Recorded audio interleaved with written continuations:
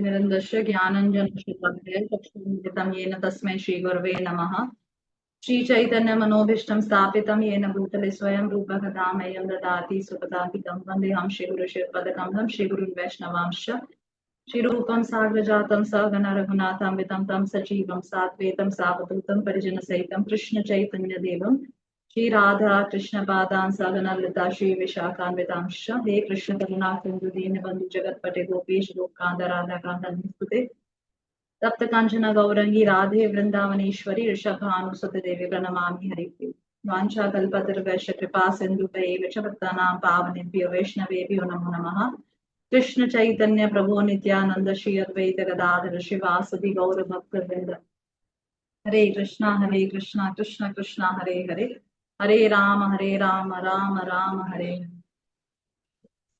हरे कृष्ण माताजी प्रणाम। Welcome to the class.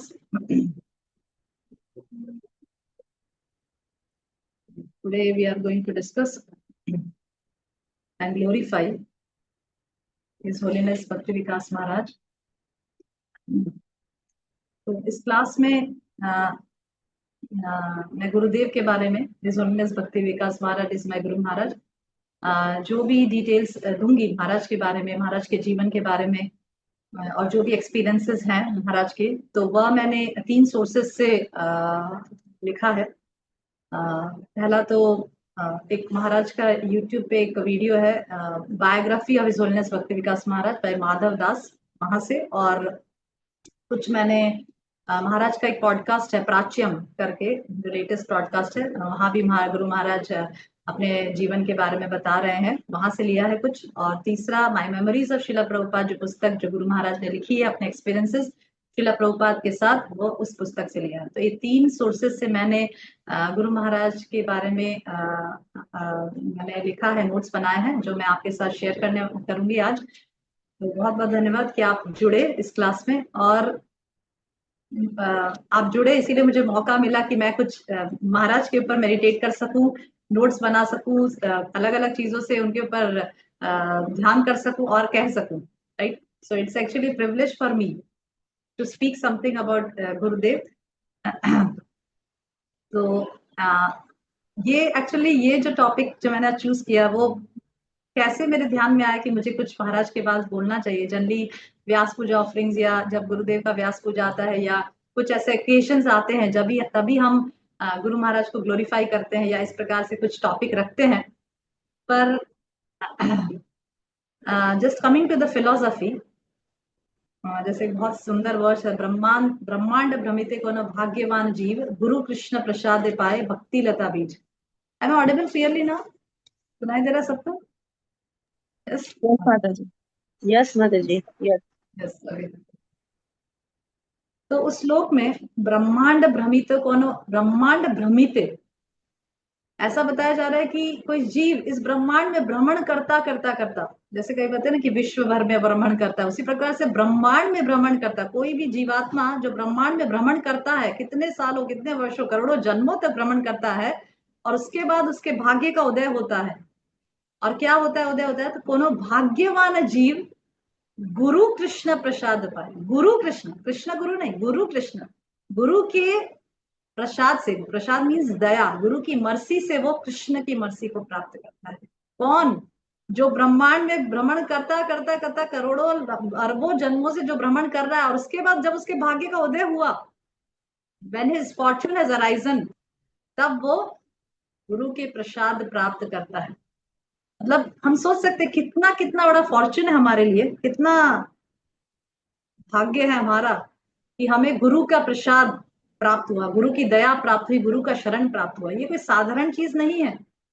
एक जीव जो भूल चुका है भगवान को पूरी तरह से, उसके दिमाग में भगवान का विस्मरण हो चुका है, he is forgotten the Lord, पूरी तरह से भूल चुका है भगवान को, और तब वो भूला भटका जीव तो गुरु की शरण प्राप्त होती है, और वो गुरु के माध्यम से भगवान को जानता है, असली पथ को पहचानता है कि असली उसका मनुष्य जीवन का कारण क्या है, उद्देश्य क्या है। ये एक बहुत ही बड़ी अपॉर्चुनिटी है एक्चुअली, गुरु का प्रसाद प्राप्त करना, गुरु की शरण प्राप्त करना। ये बहुत ही दुर्लभ है और बहुत ही भाग्यवान, बहुत ही फॉर्चुनेट लोगों को प्राप्त होता है। और उन सभी में से हमें भगवान ने चुना है, so we can understand our fortune, our mercy of the guru. ठीक है, तो इस प्रकार से हम गुरु अष्टकम में भी गाते हैं, यश्य प्रसादात भगवत प्रसादो, यश्य प्रसादात न गति कुतोपि, यश्य प्रसादात भगवत प्रसादो। हम लोग सुबह उठते ही सबसे पहले मंगलारती में गुरु अष्टकम गाते हैं, सबसे पहले गुरु को प्रार्थना करते हैं, क्योंकि गुरु की ब्लेसिंग्स के बिना, यश्य प्रसादात भगवत प्रसादो, आपके प्रसाद से ही मुझे कृष्ण प्राप्त होंगे। अगर हम सोचे कि डायरेक्टली हम कृष्ण को प्राप्त करेंगे तो वो असंभव है, गुरु की कृपा के बिना कृष्ण को प्राप्त करना असंभव है। तो इस प्रकार से गुरु, कृष्ण की दया सभी जगह है, नो डाउट, कृष्ण सब जगह है, कृष्ण की दया सब जगह है, कृष्ण इज लाइक अ सन, सन की रोशनी सब जगह है, राइट। पर जैसे पानी सब जगह है, पर फिर भी पानी पानी सब जगह मौजूद है, right. Pani is there everywhere, in the air it's available, every सभी जगह पानी अवेलेबल है, मॉइस्चर अवेलेबल है, पर फिर भी पानी को पीने के लिए हमें ग्लास की आवश्यकता होती है, कंटेनर की आवश्यकता होती है, उसमें हम पानी भर के पीते हैं। सिमिलरली कृष्ण का आशीर्वाद सब जगह है, कृष्ण के ब्लेसिंग सब जगह है, कृष्ण सब जगह उपलब्ध है, पर कृष्ण को दर्शन करने के लिए, कृष्ण का प्रसाद पाने के लिए हमें गुरु की आवश्यकता होती है, गुरु के शरण में जाना बहुत आवश्यक है, राइट। तो we all are very fortunate souls कि हमें शिला प्रभुपाद की कृपा प्राप्त हुई है, शिला प्रभुपाद का शरण प्राप्त हुआ है, शिला प्रभुपाद की शिक्षाएं हमें प्राप्त हुई है उनके पुस्तकों के द्वारा। तो आज कमिंग टू द टॉपिक कि मैंने ये टॉपिक क्यों चुना आज, what comes in my mind कि मैं ये सोची कि आज मैं अपने गुरुदेव के बारे में कहूंगी। तो yesterday I was reading Srimad Bhagavatam first canto, just seeing some of the things from first canto. तो वहां पे उल्लेख आता है, श्रीमद् भागवतम प्रथम स्कंद में उल्लेख आता है कि जब व्यासदेव कलयुग की स्थिति को देखते हैं, तो व्यासदेव कलयुग की परिस्थिति को देख करके, किस प्रकार से कलयुग में जीव बहुत सफर कर रहे हैं, बहुत मंदबुद्धि हैं, बहुत कंफ्यूज हैं, डिस्टर्ब है, अल्पायु हैं, तो व्यासदेव चिंतन करते हुए सोचते कि ये वेदों का ज्ञान को क्या समझेंगे कलयुग के जीव, ये वेदों की कठिन भाषा को क्या समझेंगे। तो वेदों को 4 भाग में डिवाइड कर देते हैं, फिर महाभारत पुराण ये सब रचना करते हैं, महाभारत की रचना, सबसे मूल महाभारत की रचना करते हैं, ऐसे कम बुद्धिशाली जीवों के लिए, कलयुग के कम बुद्धिशाली लोग, जाके स्टोरीज के माध्यम से वेदों का ज्ञान, वेदों की फिलोसफी, जटिल फिलोसफी को वो समझा सके। ठीक है, व्यासदेव सब कुछ कर देते हैं, पर महाभारत की रचना करने के पश्चात भी, ये श्रीमद् भागवतम प्रथम स्कंद में आता है, ये घटना प्रथम स्कंद में दी है कि महाभारत की रचना करने के पश्चात भी व्यासदेव बिल्कुल संतुष्ट नहीं होते। He feels like he something is lacking, कुछ कमी है, कुछ कम हुआ है, कुछ ऐसा है जो मैं संसार को नहीं दे पाया हूं। He himself was dissatisfied, he himself was feeling despondent, मतलब वो बहुत ही शोकाकुल महसूस करते हैं, वो बहुत सेटिस्फाइड महसूस नहीं करते कि मैंने इस कलयुग के जीवों को सब कुछ दे दिया, राइट। तो फिर व्यासदेव बहुत दुखी अवस्था में, कंफ्यूज अवस्था में बैठे होते हैं, जिस प्रकार से अर्जुन कंफ्यूज होते हैं तो भगवान की शरण लेते हैं, उसी प्रकार से व्यासदेव कंफ्यूज अवस्था में बैठे होते हैं, शोकाकुल अवस्था में कि मैंने क्या नहीं किया, मुझे समझ में नहीं आ रहा। उसी समय व्यासदेव के सामने उनके गुरु पधारते हैं, जो है नारद मुनि। तो नारद मुनि को देखकर व्यासदेव अत्यंत प्रसन्न होते हैं, और व्यासदेव उनको प्रणाम करते हैं और प्रश्न पूछते हैं कि मैंने ऐसा क्या नहीं किया कि मुझे संतुष्टि नहीं हुई, मैंने वेदों को 4 भागों में डिवाइड किया, मैंने महाभारत उपनिषद पुराणों की रचना की, फिर भी मैं सेटिस्फाइड नहीं हूं, ऐसा क्या हुआ, क्या कारण है इसके पीछे।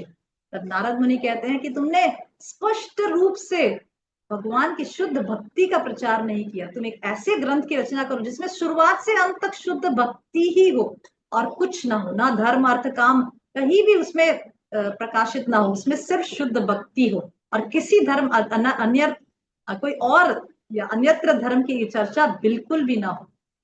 ऐसा जब गुरु से सुनते हैं नारद मुनि, तो व्यासदेव सोचते कि ठीक है, yes I will do it, मैं अब ऐसे ग्रंथ की रचना करूंगा जो बिल्कुल शुरुआत से अंत तक शुद्ध भक्ति का ही प्रचार करता हूं। और उसके बाद नारद मुनि कहना बंद नहीं करते, फिर नारद मुनि कहते हैं कि देखो भक्ति की अपार महिमा है, तुम मेरे पर्सनल जीवन से ही सीख सकते हो। ऐसा नारद मुनि व्यासदेव से कहते हैं कि तुम मेरे पर्सनल जीवन से ही सीख सकते हो कि भक्ति की कितनी महिमा है। मैं पिछले जन्म में एक शूद्र का बेटा था, I was a son of a शूद्र, एक शूद्र स्त्री का बेटा था, पर वो जो स्त्री थी, जो नारद मुनि की जो माता थी, वह एक आश्रम में सेवा देती थी। She was a servant in the आश्रम। एक बार चतुर्मास के समय उस आश्रम में कुछ बड़े वरिष्ठ परमहंस वैष्णव वहां पे पधारे 4 महीना रहने के लिए, और उस 4 महीने के दौरान नारद मुनि, क्योंकि छोटे बालक थे उस समय, अपनी माता के साथ साथ अन्य सेवाएं करते थे वैष्णवों की, वैष्णवों का जूठन प्लेट उठाना, वैष्णव को सेवा करना, वैष्णव के कपड़े धोना, वहां पे सब वैष्णव प्रसाद ले लें तो साफ करना, और जब वैष्णव लोग चर्चा करते तो वो छोटे बालक थे, वो भी जाके बैठ जाते थे। इस प्रकार से उनको वैष्णवों के द्वारा सुनने का मौका मिला, अनजाने तरीके से भी। ही was not knowing that, right. अनजाने तरीके से भी वो छोटा बालक अरिष्ट वैष्णव के मुख से सुना, उनका उच्चिष्ट प्रसाद उसे ग्रहण करने का मौका मिला, राइट। तो जब इस प्रकार से नारद मुनि व्यास देव से कह रहे थे, तो नारद मुनि ने कहा, देखा भक्ति की क्या महिमा है कि वह वैष्णव के सुनने से, अनजाने अनजाने होकर भी, मतलब नहीं पता था, मैं एक छोटा बालक, मुझे नहीं पता भक्ति की क्या महिमा है, फिर भी उनसे मैंने सुना, उनका उच्चिष्ट ग्रहण किया। ऐसा करने से आज देखो मैं नारद हूं, मैं पूरी तरह से भगवान के प्रचार प्रसार में लगा हुआ हूं। और जब व्यासदेव ने ये सुना, here the interesting point comes, तो जब व्यासदेव ने नारद मुनि की कथा सुनी, जब नारद मुनि बोले कि देखो भक्ति की कितनी महिमा है, तो व्यासदेव वहां रुक नहीं गए। He didn't pause. व्यासदेव ने नारद मुनि से कहा कि अच्छा, आप पिछले जन्म में शूद्र के बेटे थे, उसके पश्चात क्या हुआ? जब 4 महीने के बाद जब वैष्णव, जो परमहंस, जो वैष्णव जो आए थे वहां आश्रम में, वह 4 महीने के पश्चात तो चले गए, उसके बाद आपका क्या हुआ? उसके बाद आपने कैसे जीवन व्यतीत किया? और आज अब नारद मुनि कैसे बन गए? और आपकी माता का क्या हुआ? और ऐसा कैसे संभव हुआ कि आपको पिछले जन्म का सब कुछ याद है, राइट? तो Vyasdev was very very curious to know about his spiritual master, and that struck me, मतलब that thing struck me कि Vyasdev is so curious। Narad मुनि ने कहना समाप्त किया, उन्होंने कहा कि देखो भक्ति की अपार महिमा है, तुम भक्ति का प्रचार प्रसार करो, पर व्यासदेव वहां रुक नहीं गए। Vyasdev was very curious to know about Narad मुनि कि वो पिछले जन्म में और क्या क्या किए, वो कैसे इस स्थिति पे पहुंचे, उनको कैसे पिछले जन्म का याद है, right? So that curiosity of a disciple to know about the spiritual master more and more just arose in my mind कि हाँ, मुझे भी अपने गुरुदेव के बारे में ज्यादा से ज्यादा जानना चाहिए। अगर मुझे कोई पूछ ले मेरे पिता के बारे में, मेरे माता के बारे में, मेरे भाई के बारे में, तो मैं फट फट फट फट बिना सोचे, बिना नोट्स बनाए, I can just speak like that. Do we ever make notes to speak about our father और mother? Yes. Do we ever make notes to speak about our siblings, our sister, our brother? No.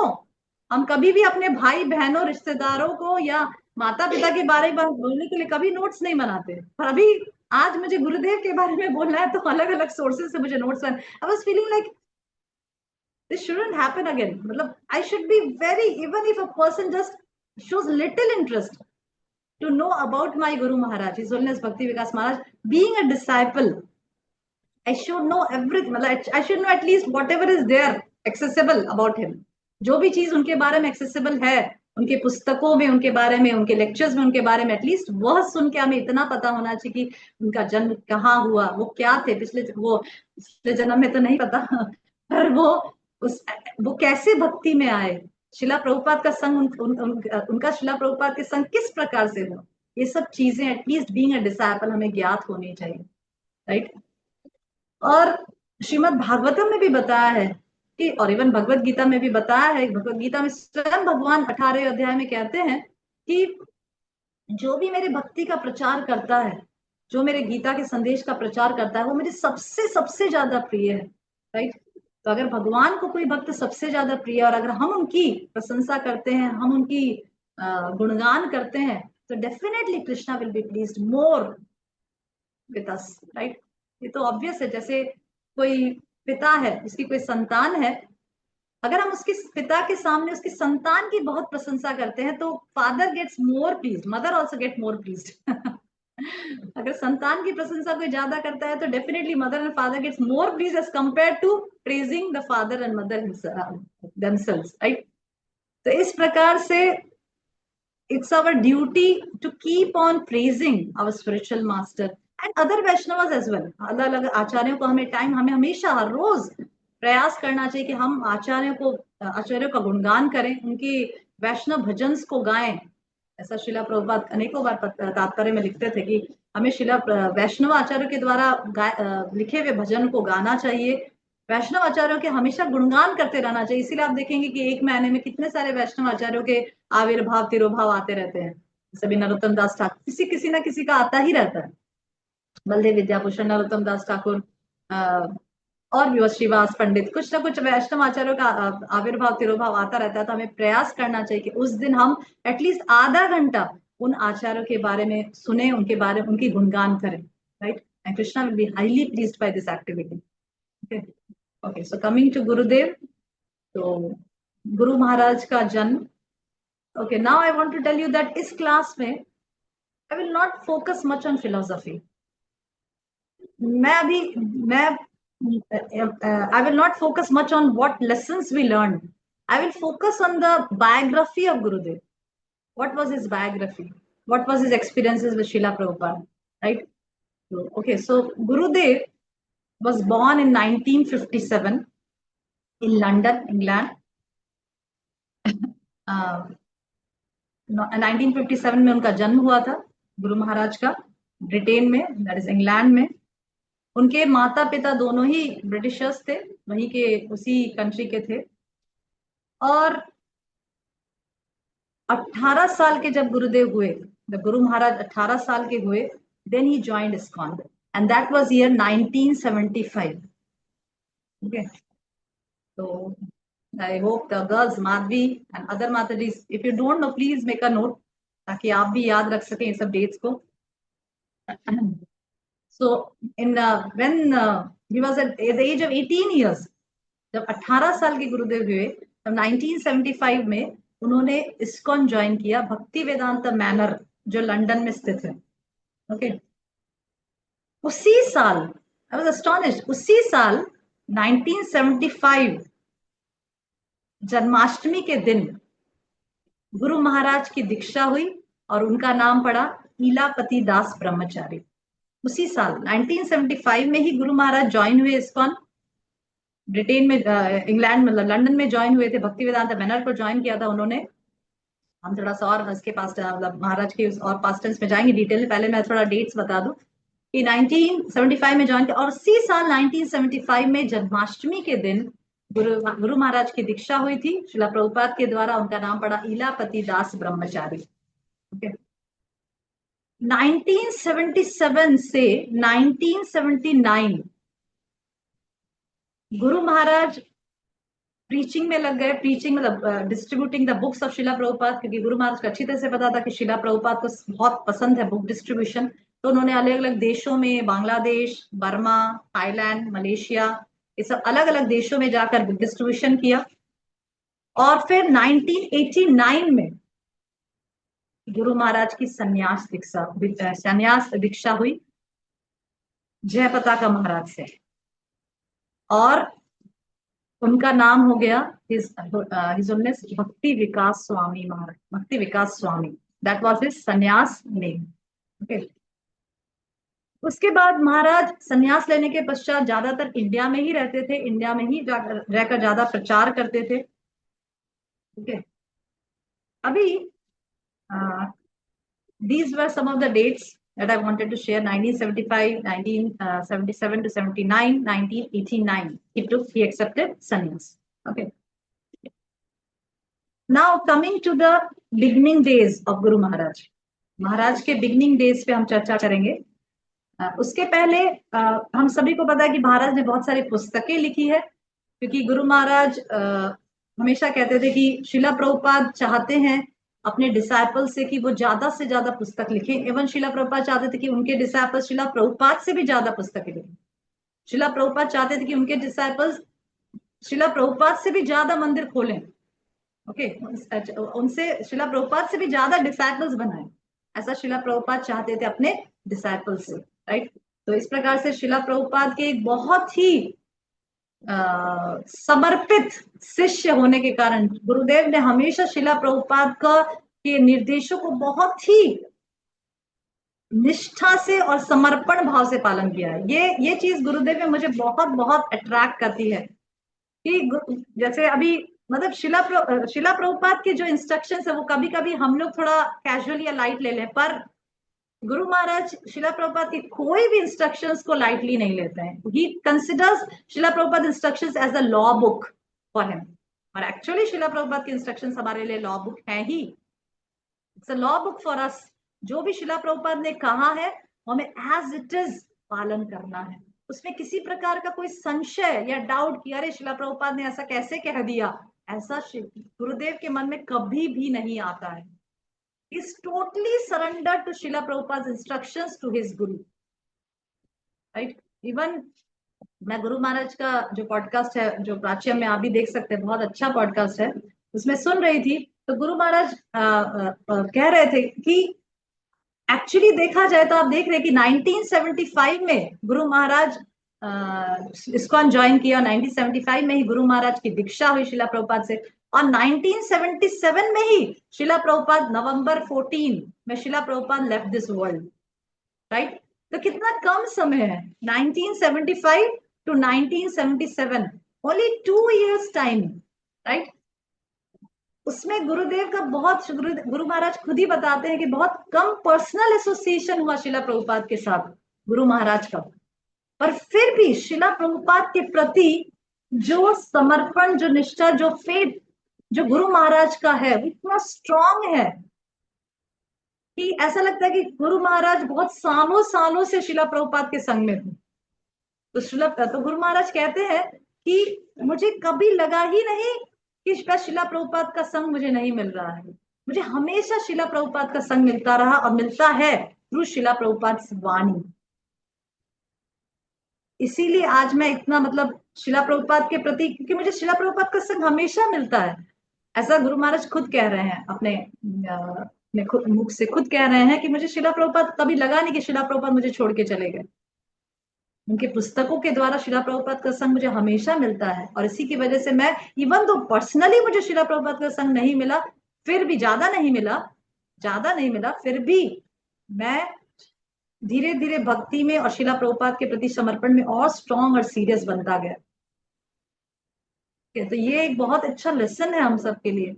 हम सोचते हैं कि गुरु महाराज को मैंने कितनी बार मिले, कितनी बार पर्सनली मैंने उनको देखा, कितनी बार गुरु महाराज ने मुझे स्माइल किया, कितनी बार गुरु महाराज ने मुझे माला पहनी. ऐसा माता जी इसको थोड़ा ज्यादा रहता है. मैं देखती हूँ जब गुरुदेव हमारे वृंदावन आते हैं, हम लोग जब महाराज को रिसीव करने के लिए जाते हैं तो माता जी इसका ऐसे ही रहता है कि जिसको माला मिल गई मतलब she is the heroine of the day.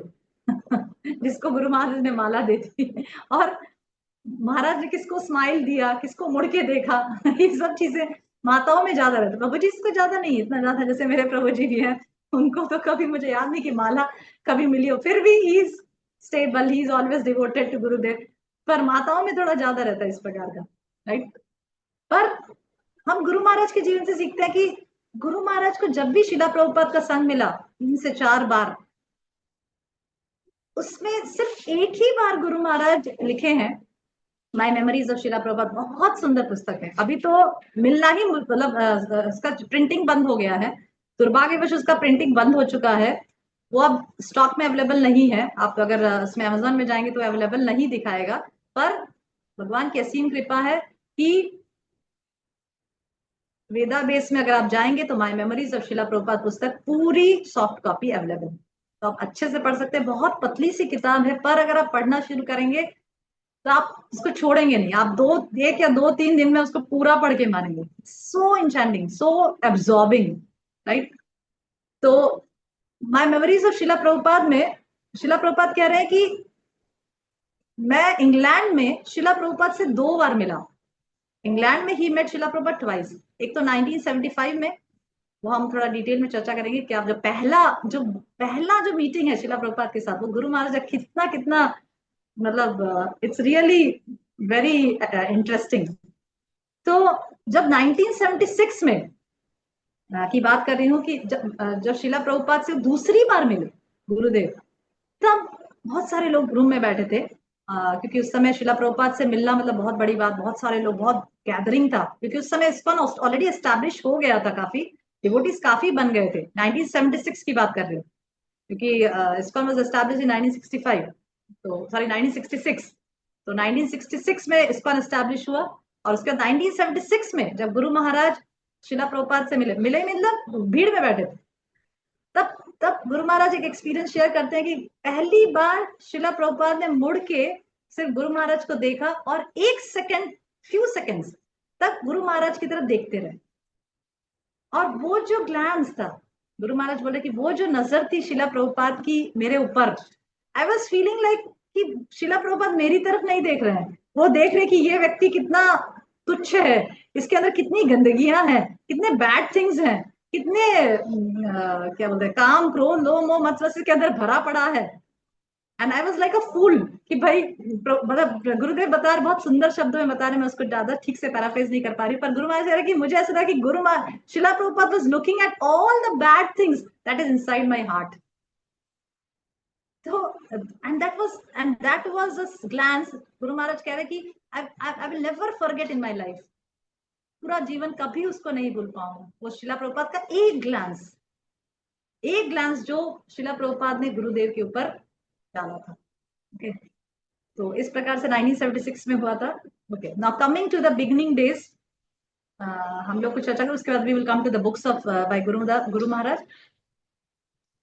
तो 1975 समर में जब गुरु महाराज ऑलरेडी शिला प्रभुपाद से ऑलरेडी भक्ति वेदांत मैनर ज्वाइन कर चुके थे, तब की बात है। ओके, उसके पहले ज्वाइन करने से बिगनिंग डेज में गुरुदेव का, जो गुरुदेव बताते my memories of Srila Prabhupada में, गुरु महाराज एक्चुअली एक कैथोलिक फैमिली से बिलोंग करते हैं, फ्रॉम क्रिश्चियन फैमिली। और गुरु महाराज बताते कि पहले से ही जब गुरु महाराज छोटे थे तभी से उनको स्कूल के एजुकेशन में कुछ प्रॉब्लम नजर आती थी। He is saying that there is something wrong in school teaching.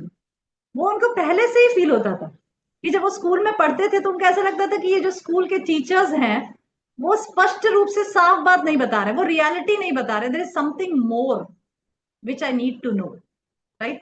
और गुरु महाराज बता रहे कि जब वो छोटे थे तभी से उनको ऐसा लगता था कि there is something weird is going on, कि कोई जन्म ले रहा है, फिर बढ़ रहा है, फिर वो मर रहा है, something is there which I need to know about this world. वो गुरु महाराज पहले से ही इंक्विजिटिव थे कुछ के जानने के लिए, राइट। एंड इसकी वजह से वो पहले से ही महाराज बहुत सारे पुस्तक पढ़ा करते थे। He is fond of reading a lot of books. उसमें महाभारत भी था, रामायण, बहुत सारे स्पिरिचुअल, मतलब इस प्रकार से स्पिरिचुअल बुक्स भी महाराज पढ़ते थे, but not out of faith, मतलब ऐसा नहीं कि महाराज को बहुत श्रद्धा थी उसके क्या क्या लिखा है, just out of curiosity to know things. Okay, तो इसी प्रकार से गुरुदेव को एक बार कृष्णा बुक प्राप्त हुई, Krishna the supreme personality of godhead which we have by Srila Prabhupada. तो गुरु महाराज बता रहे थे कि कृष्णा बुक जब उन्होंने पढ़ा तो उनको काफी कुछ बिल्कुल समझ नहीं, मतलब मोस्ट ऑफ द थिंग्स उनको समझ में नहीं आया। The most important thing that attracted Guru Maharaj by Krishna book is the cover page. जो कवर पेज था कृष्णा बुक का, उसमें जो कृष्णा बलराम की पिक्चर थी, सॉरी राधा कृष्ण का जो फोटो है, अभी भी हम देखते हैं ना कृष्णा बुक में, जिसके पास भी बुक है उसे फ्रंट में राधा कृष्ण की फोटो है, वो बहुत इंचैंटिंग लगा गुरु महाराज को। और जो कवर पेज था, मतलब इट्स वॉज वेरी कलरफुल, और उसके बैक में शिला प्रभुपाद का, जो कृष्णा बुक के जो बैक था उसमें शिला प्रभुपाद का पिक्चर था। ये दो चीजें गुरुदेव को उसमें बहुत ज्यादा अट्रैक्टिव लगी, ठीक है। और गुरु महाराज सोचने लगे कि ओके, कृष्णा बुक में जो भी लिखा है, तो लिखा तो ठीक है, क्योंकि उस समय गुरु महाराज को बिल्कुल कोई श्रद्धा नहीं थी और उन्होंने बहुत सुन रखा था कि ये सब साधु ढोंगी होते हैं, ये सब बोलते हैं, करते कुछ नहीं, अपने जीवन में कुछ अमल नहीं करते। तो गुरु महाराज को था कि भाई कृष्णा बुक उन्होंने पढ़ी, पूरी पढ़ ली, उनको कुछ ज्यादा समझ नहीं आया, पर उनका ऐसा था कि अच्छा ठीक है, somebody is there who is walking the talk, मतलब जो इसमें लिखा है उसमें ऐसा कोई व्यक्ति है भी जो इस चीज को पालन करता हो, ऐसा गुरु महाराज के माइंड में स्ट्राइक किया। ओके, और उसके 2 साल पहले ही गुरु महाराज बताते कि उनके मित्र बहुत सारे बुक्स ऐसा इंडिया से लेकर आए थे, पर गुरु महाराज ने किसी को पढ़ने से मना कर दिया, मतलब बोले मुझे किसी कुछ नहीं पढ़ना है, ये सब बोगस है, ये सब बोगस साधुओं के द्वारा लिखे गए हैं, ये सब में कुछ बात नहीं होता है, I don't want to read any of them. पर उसके ठीक 2 साल के बाद उनको कहीं से किसी फ्रेंड के द्वारा कृष्णा बुक प्राप्त हुई और उन्होंने इसे पूरा पढ़ा। ओके, अभी उस गुरुदेव लिखते हैं कि उस कृष्णा बुक को पढ़ने के बाद उनको एक चीज बहुत अच्छा लगा कि उसमें कुछ महामंत्र जप करने के लिए बोला गया था, हरे कृष्णा कृष्णा कृष्णा हरे हरे, हरे राम राम राम हरे हरे। सो he says that one instruction that I started to follow is to somewhat chant this Mahamantra. I started chanting. मतलब few, not ऐसा नहीं कि रेगुलर बेसिस, ऐसा नहीं, I started chanting this Mahamantra. That is the only thing I started to do after reading this Krishna book. Okay. उसके उस book को read करने के बाद गुरु Maharaj was inquisitive to know कि भाई ये जो बुक में चीजें लिखी है वो एक्चुअल में कोई ऐसे डिवोटीज है या कोई ऐसा व्यक्ति है जो इसे फॉलो करता है।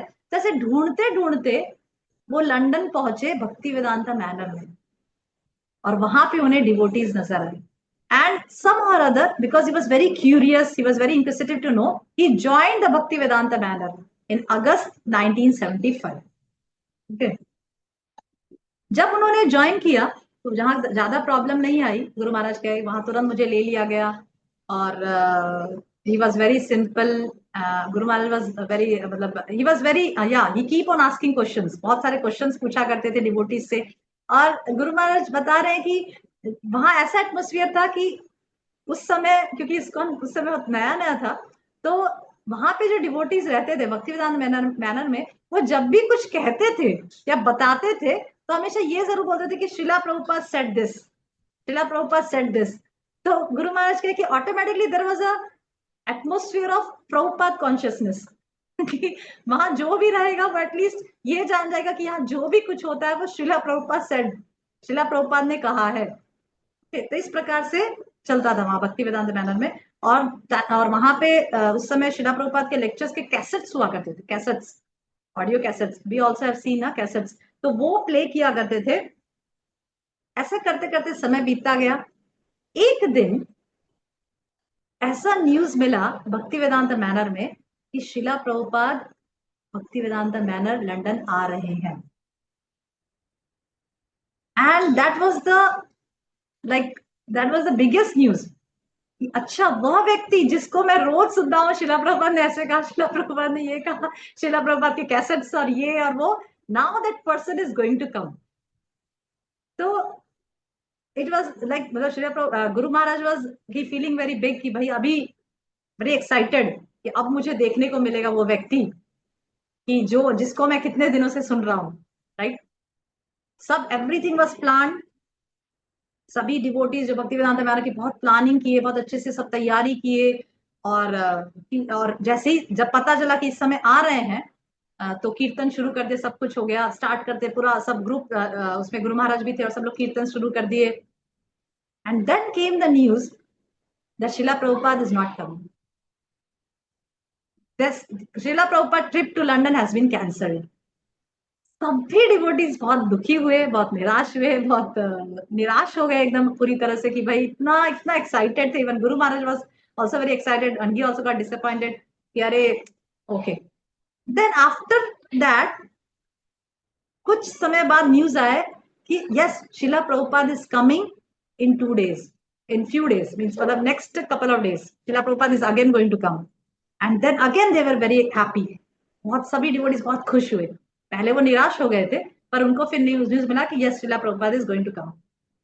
सभी तैयारियां शुरू हुई। शिला प्रभुपाद का फ्लाइट लैंड हो गया, और हरिकेश दास ब्रह्मचारी, गुरु महाराज लिखते हैं उस समय हरिकेश दास ब्रह्मचारी वो सभी को लेकर वहां पे गए थे एयरपोर्ट पे महाराज शिला प्रभुपाद को रिसीव करने। और वो लोग एक टर्मिनल पे जाके कीर्तन कर रहे थे कि शिला प्रभुपाद इस टर्मिनल 1 या टर्मिनल 2 वहां से आने वाले हैं, तो वहां पे टर्मिनल के बाहर करके सब डिवोटीज कीर्तन कर रहे थे।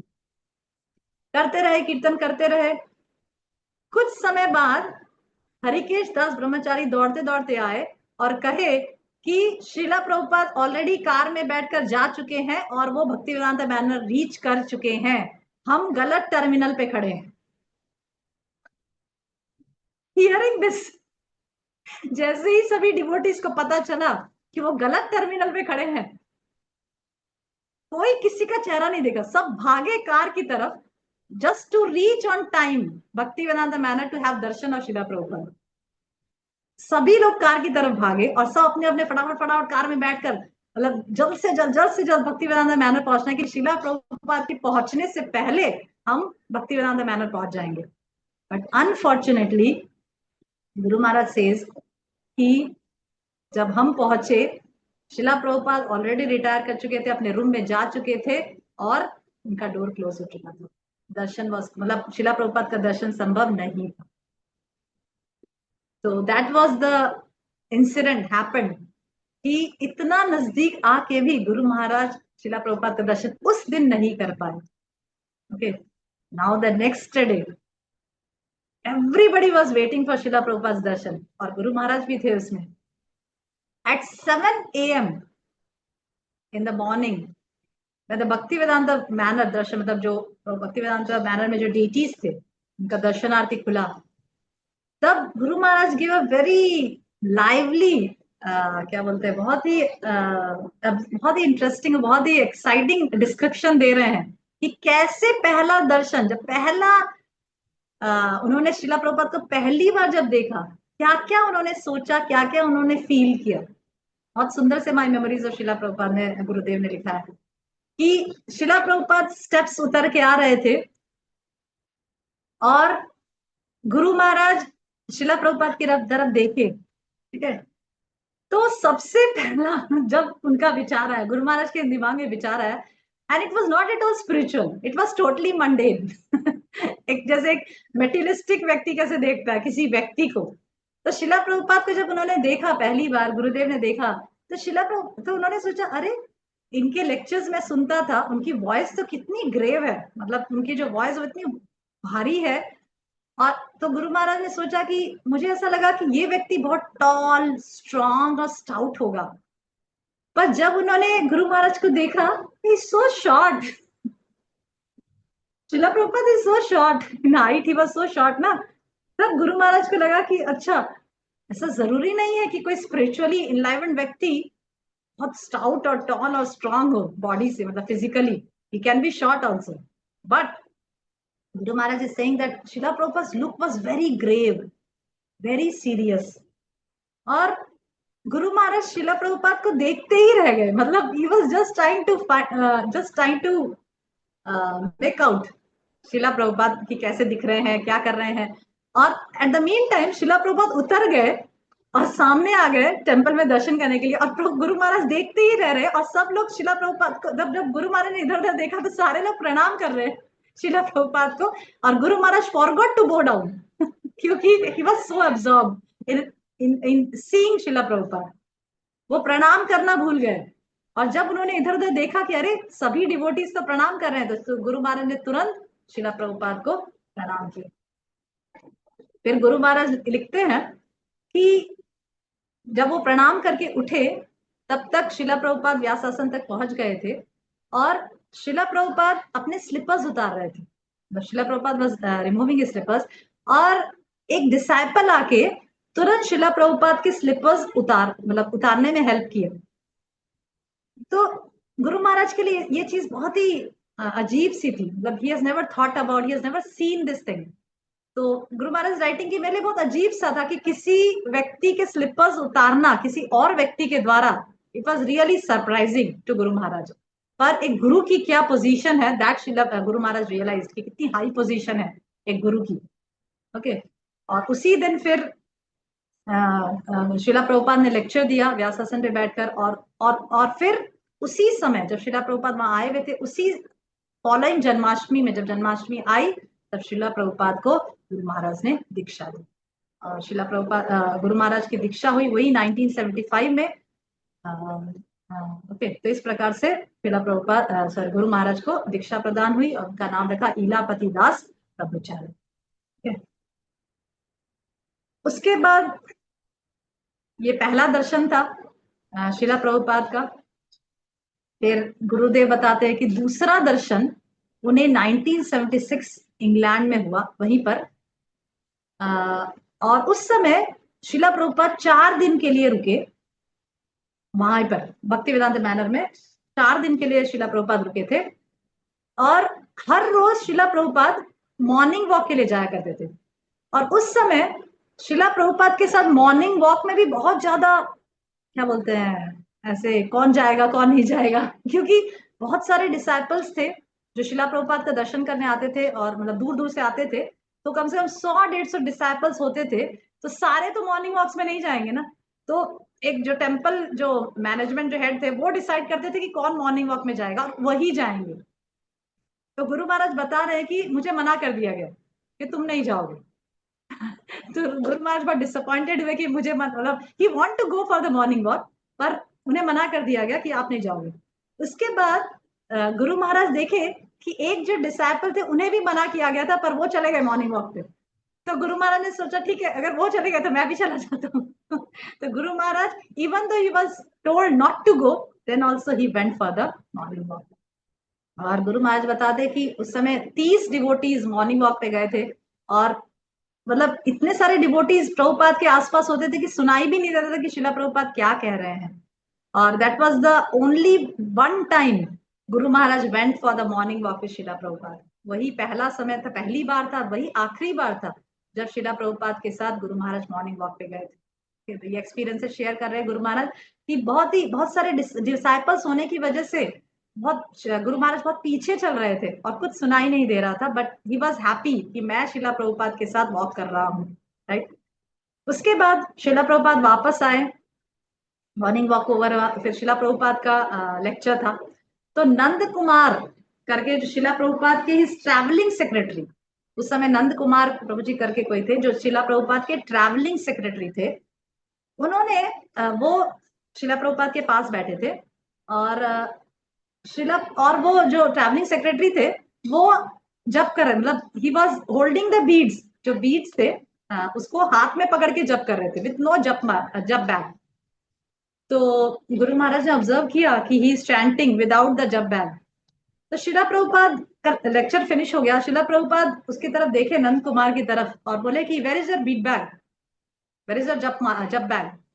तो नंद कुमार प्रभु जी ने कहा कि Srila Prabhupada, I washed it and dried, मतलब आई हैव ड्राइड दैट, मतलब मैंने उसको धो के सुखाने के लिए डाला है।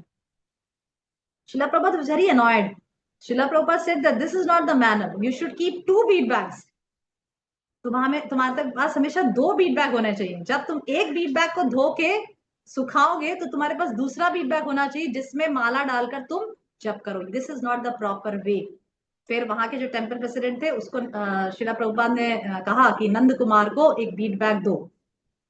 तो this is the observation of Guru Maharaj. Guru Maharaj observe कर रहे थे कि इस प्रकार से शिला Prabhupada was very particular regarding all these things. तो ओके, इस प्रकार से फिर इसी दौरान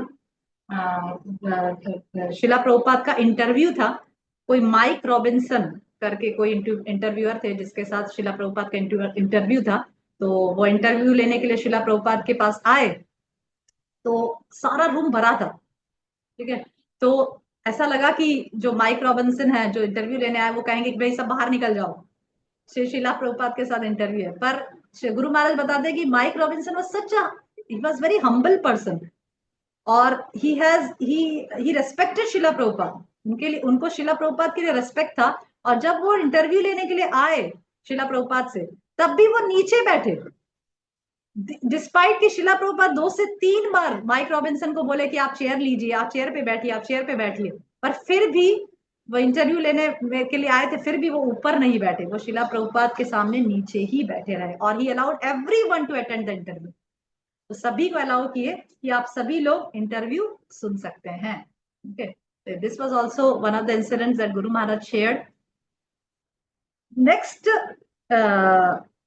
जब दर्शन, ये सब this is what happening when Guru Maharaj is having Darshan of Srila Prabhupada. शिला प्रभुपाद के साथ जब दर्शन हो रहा था, शिला प्रभुपाद को जब वो मिल रहे थे, मतलब उस रूम में थे, गुरु Maharaj was personally present there, तब ये सब एक्सपीरियंसेस गुरु महाराज ने शेयर किया। एक बार शिला प्रभुपाद व्यासासन पे बैठे थे और गुरु महाराज बता रहे हैं कि मैंने नेक्टर ऑफ डिवोशन में पढ़ा था कि हमें डेटीज को या डिवोटीज को कोई ऐसी चीज देनी चाहिए जो हमें सबसे ज्यादा प्रिय है, जो हमें सबसे ज्यादा प्रिय है, ऐसा चीज हमें डिवोटीज को और डेटीज को गिफ्ट करना चाहिए, ऑफर करना चाहिए।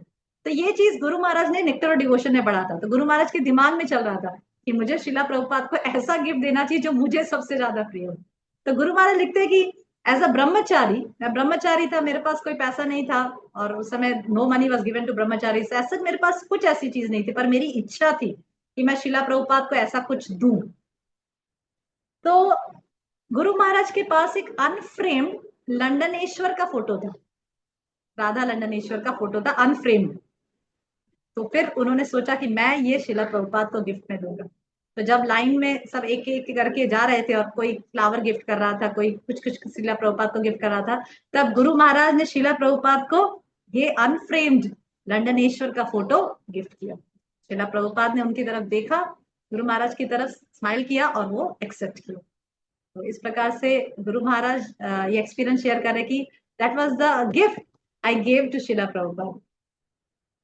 इसके बाद फिर 1975 में शिला प्रभुपाद से, मतलब ये हुआ, फिर 1976 में शिला प्रभुपाद से दर्शन हुआ। फिर at the age of 19, obviously at the age of 18 he joined ISKCON. At the age of 19 शिला गुरु महाराज बता रहे हैं कि वह पहली बार इंडिया आए। First time he came to India at the age of 19 and he visited Mayapur and Vrindavan. First time, पहली बार वो मायापुर और वृंदावन विजिट किए। और जब वह उस समय गुरुदेव 6 हफ्ते के लिए इंडिया में थे, सिर्फ 6 वीक्स के लिए वो इंडिया में थे। और उसके बाद अगले साल मतलब 1977 में वापस से गुरु महाराज इंडिया आए थे, तब वो लंबे समय के लिए स्टे किए। पर उस समय 1976 में वो पहली बार इंडिया आए थे कुछ वीक के लिए। और वो मायापुर वृंदावन फेस्टिवल जो शिला प्रभुपाद हर साल ऑर्गेनाइज करते थे, ताकि सारे डिवोटीज फ्रॉम वेस्ट और फ्रॉम इंडिया गैदर होते थे वहां पे। मायापुर वृंदावन फेस्टिवल बहुत फेमस है, उस समय ऑर्गेनाइज करते थे शिला प्रभुपाद, शायद आज भी होता है, मुझे आइडिया नहीं, पर वहां पे होता था, वहां पे ऑर्गेनाइज किए थे। उसमें गुरु महाराज अटेंड किए थे शिला प्रभुपाद के लेक्चर्स। कुछ एक्सपीरियंसेस शिला प्रभुपाद के गुरु महाराज शेयर करते हैं कि जब गुरु महाराज फ्लाइट में बैठ के आ रहे थे उसको अटेंड करने के लिए, तब गुरु महाराज को वीक फील हो रहा था। He was feeling drowsy and he was not feeling good. उन्हें बहुत बुखार या बीमारी सी लग रही थी। और जब वो फ्लाइट से उतरे तब डॉक्टर के पास गए और उन्हें पता चला कि he was contacted with hepatitis. Guru Maharaj को हेपेटाइटिस हो गया था। और गुरु महाराज लिख रहे हैं कि उन्हें पता चला कि कोई एक डिवोटी थे जिनको हेपेटाइटिस था, and he was also travelling in the same airplane, और गुरु Maharaj got hepatitis because of that. तो इस प्रकार से जब पहली बार वो मतलब आए मायापुर वृंदावन फेस्टिवल, तो ही गॉट हेपेटाइटिस, और जिसकी वजह से फिर उन्होंने ट्रीटमेंट लिया, और जिसकी वजह से वो बहुत वीक फील कर रहे थे महाराज उस समय।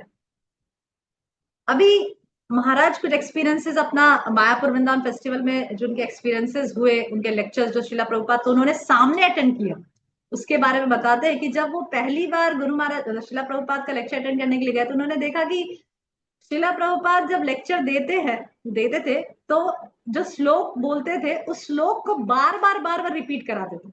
And he find that very interesting कि शिला प्रभुपाद संस्कृत वर्सेस को एक बार बोलते थे और फिर बार बार पीछे अपने डिसाइपल्स को रिपीट कराते थे। और गुरु महाराज बताते कि उनको पहले से संस्कृत वर्सेस बोलना, रिपीट करना बहुत पसंद है गुरु महाराज को। फिर गुरु महाराज बता रहे कि शिला प्रभुपाद उस लेक्चर में बोल रहे थे कि इस भौतिक जगत में इतना कंटामिनेशन है कि इवन जब ब्रह्मा जी भी इस भौतिक जगत में आते हैं तब वह भी तपस्या करते हैं, तपस्या करके अपने आप को प्यूरिफाई करते हैं। फिर शिला प्रभुपाद कह रहे थे कि हम लोग कितने फॉर्चुनेट हैं कि चैतन्य महाप्रभु ने हमें बिना तपस्या के ही हरे कृष्ण महामंत्र जप करके भगवत प्रेम देने के लिए, भगवत प्रेम प्राप्त करने की सुविधा बताया है बिना तपस्या के। तो वी आर वेरी फॉर्चुनेट, ऐसा गुरु महाराज उसके लेक्चर में उस लेक्चर में कह रहे थे। जो गुरु महाराज शिला प्रभुपाद लेक्चर में कहा, जो गुरु महाराज को बहुत स्ट्राइकिंग लगा कि वी आर सो फॉर्चुनेट कि Chaitanya Mahaprabhu is so merciful to us that he gave us Hare Krishna mahamantra so that we can get the love of God without doing austerity. Okay, इसी प्रकार से 18 मार्च 1976 का एक लेक्चर गुरु महाराज बता रहे कि उसमें एक शिला प्रभुपाद ने एक स्टेटमेंट कहा था जो गुरु महाराज के हृदय को बहुत ज्यादा लग गया, और गुरु महाराज आज भी अपने प्रवचन जब देते हैं तो वो उस स्टेटमेंट को याद करके याद करते हैं गुरु महाराज। तो उस लेक्चर में शिला प्रभुपाद ने कहा कि Shrimad Bhagavatam should be your life and soul to remain constantly in Krishna consciousness. Shrimad Bhagavatam को हमें अपना प्राण, अपना जीवन बनाना है, तभी हम कृष्णा कॉन्शियसनेस, अगर हम निरंतर हमेशा कृष्ण भावनामृत में रहना चाहते हैं। शिला प्रभुपाद ने उस प्रवचन में श्रीमद् भागवतम की अपार महिमा को बताया, और वह गुरु महाराज को बहुत हृदय से छू गए। और गुरु महाराज बता रहे कि ये स्टेटमेंट को मैं हमेशा आज भी याद करता हूँ, जब भी प्रवचन देता हूँ स्टेटमेंट को याद करके कहता हूँ। तो इस प्रकार से कुछ एक्सपीरियंसेस हैं। और एक एक्सपीरियंस गुरु महाराज शेयर करते हैं कि एक बार मायापुर वृंदावन फेस्टिवल के दौरान, बहुत अच्छा एक्सपीरियंस है ये, तो उस समय क्या हुआ कि बहुत सारे डिसाइपल्स और डिवोटीज शिला प्रभुपाद के रूम में बैठे थे जब प्रवचन सब ओवर हो गया था, और शिला प्रभुपाद का रूम बहुत ज्यादा डिवोटीज से भरा था, और सब लोग उस रूम के अंदर घुसने के लिए प्रयास कर रहे थे। मतलब मैं इस रूम में घुस जाऊं, जो छोटा सा रूम था पर बहुत सारे डिवोटीज थे, मतलब डिवोटीज ज्यादा, रूम छोटा था ऐसा। और शिला प्रभुपाद एक जेम की तरह बीच में बैठे थे। शिला प्रभुपाद जेम, और सारे लोग उनके इर्द गिर्द इतने ज्यादा लोग बैठे थे कि पूरा 60 के लोग बैठे थे एकदम, क्योंकि सब लोग रूम में जाना चाहते थे। तो उस समय मायापुर के जो पुजारी हैं उनका नाम था अनंक दुंदुभी। पुजारी का नाम था अनंक दुंदुभी।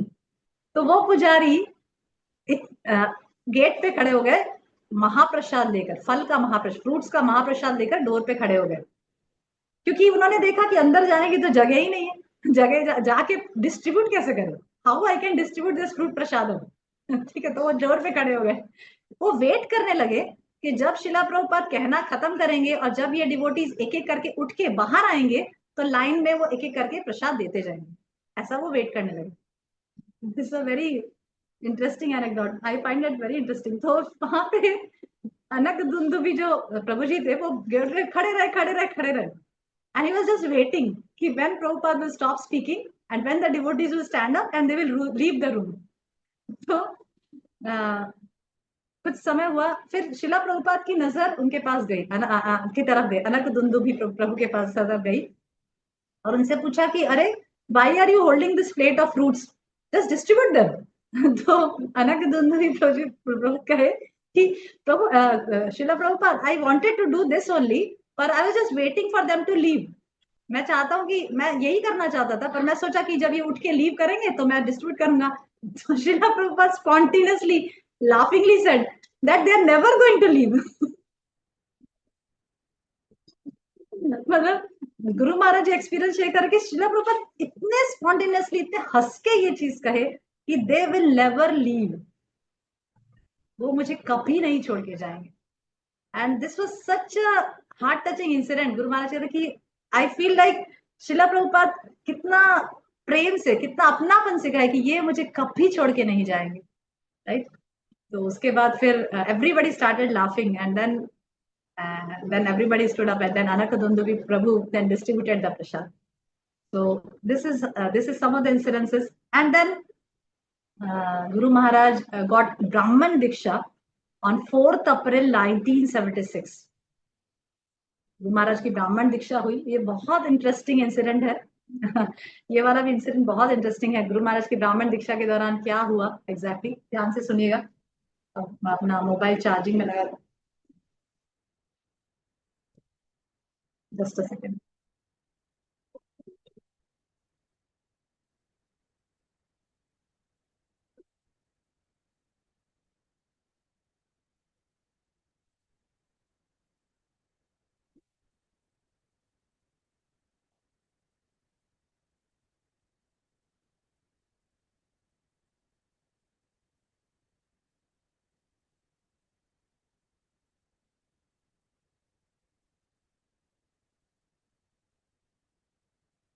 हरे कृष्णा।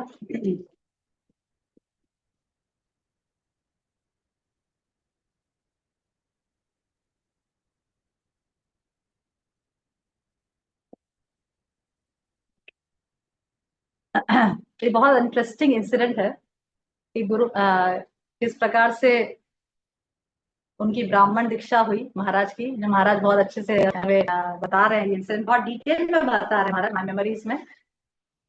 तो गुरु महाराज की ब्राह्मण दीक्षा हुई थी 4 अप्रैल 1976 कृष्ण बलराम टेम्पल वृंदावन में। महाराज बता रहे कि ट्रांसेंडेंटल डायरी में हरी शौरी प्रभु ने उनका फोटो भी रखा है, मतलब उनका फोटो मतलब फोटो भी रखा है जहाँ पे गुरु महाराज बहुत फ्रंट में बैठे हैं। आप ट्रांसेंडेंटल डायरी में देख सकते हैं वो बुक में हरी शौरी प्रभु ने फोटो लिया है जहाँ पे गुरु महाराज एकदम फ्रंट में बैठे हैं और ब्राह्मण दीक्षा लेने के लिए शिला प्रभुपाद से। अभी उस समय 70 डिवोटीज शिला प्रभुपाद से दोनों प्रकार की दीक्षा, पहली इनिशिएशन और सेकेंड इनिशिएशन दोनों लेने के लिए आए थे उस समय। शिला प्रभुपाद उस समय जब दीक्षा समारोह हो रहा था तो दोनों प्रकार की दीक्षा लेने के लिए आए थे, फर्स्ट इनिशिएशन और सेकेंड इनिशिएशन बोथ। तो उसमें से 70 डिवोटीज आए थे, उसमें से सिर्फ 30 ही डिवोटीज का ब्राह्मण दीक्षा होने वाला था। और समय था गर्मी पड़ती है,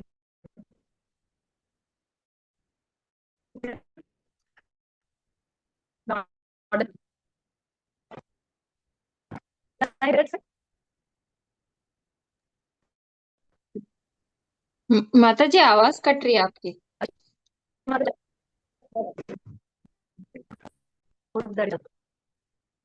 ओके,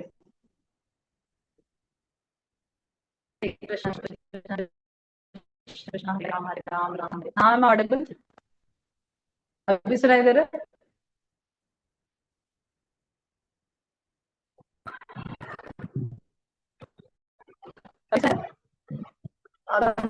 अलीशा माधुरी सुनाई दे रहा है? हाँ माता जी सुनाई दे रही है लेकिन कट रही है आवाज। अभी भी कटी? हाँ हरे कृष्ण कृष्ण कृष्ण हरे हरे, हरे राम राम राम हरे हरे। हाँ अभी अभी आ रही है माता जी। तो बहुत गर्मी का महीना था, गुरु महाराज बता रहे हॉट समर था। स्वामी अभी भी कट के आ रही है क्या? हरे हाँ कृष्णा माता जी। हरे कृष्ण कृष्ण कृष्ण हरे हरे, हरे राम राम राम हरे हरे। अभी सुनाई दे रहे? हाँ माता जी अभी आ रही है। ठीक है, okay, for few minutes I will switch off the video. तो अक्षानंद स्वामी करके एक डिवोटी थे जो वहां उस समय यज्ञ कर रहे थे, मतलब जो दीक्षा का जो यज्ञ है वो उनके द्वारा हो रहा था। और यज्ञ चल रहा था, मतलब यज्ञ चल रहा था। शिला प्रभुपाद मतलब जो ब्राह्मण दीक्षित है उनको तो बाद में बुलाया जाता है ना, गायत्री मंत्र एक करके देने के लिए एक एक करके बुलाया जाता है। Alisha I am audible now ना क्लियरली? अलीशा यस माता जी ऑडिबल। ऑडिबल ना? ओके। तो यज्ञ चल रहा था, अक्षानंद स्वामी यज्ञ कर रहे थे, शिला प्रभुपाद व्यास आसन पे बैठे थे, गुरु महाराज सब लोग बैठे थे, दीक्षा चल रहा था। और उसी समय शिला प्रभुपाद जोर से बोले स्टॉप स्टॉप स्टॉप, बंद करो बंद करो। सब लोग सोचे कि क्या हुआ एग्जैक्टली, व्हाट हैपेंड। तब देखा, तब शिला प्रभुपाद ने कहा कि पीछे एक लेडी है, पीछे एक वेस्टर्न लेडी बैठी थी जिसका 2 साल का बच्चा उसके लैप में बैठा था और उसने मुंह में हाथ डाल रखा था, उसने अपने फिंगर को मतलब मुंह में डाल रखा था। तो शिला प्रभुपाद ने बोला, शिला प्रभुपाद ने कहा कि इस लेडी को बोलो कि अपने बच्चे के हाथ मुंह से निकाले और इसके हाथ धो के आए, वापस आए, and then we will start the yajna. तो इस प्रकार से उस लेडी को बोला गया, उसके बच्चे का हाथ धुलाया और फिर से यज्ञ प्रारंभ हुआ। यज्ञ खत्म हुआ और जो ब्राह्मण दीक्षा लेने के लिए आए थे, जो डिवोटीज 30 डिवोटीज ब्राह्मण दीक्षा लेने के लिए आए, तो एक दिन में तो संभव नहीं है 30 लोगों को ब्राह्मण दीक्षा देना, तो एक एक करके ऐसे काफी वीक्स और डेज लग रहे थे। मतलब प्रभुपाद गुरु महाराज लिखते हैं कि बहुत सारा बहुत बहुत समय लग रहा था, मतलब क्योंकि शिला प्रभुपाद एक एक करके सबको बुलाते थे, गायत्री मंत्र देते थे, चैंट करवाते थे, उनको ब्राह्मणिकल थ्रेड देते थे, तो काफी समय लग रहा था। ऐसे गुरु महाराज का टर्न आ ही नहीं रहा था, ऐसे हफ्ता बीत गया, बहुत दिन बीत गया, तो भी गुरु महाराज का टर्न नहीं आया।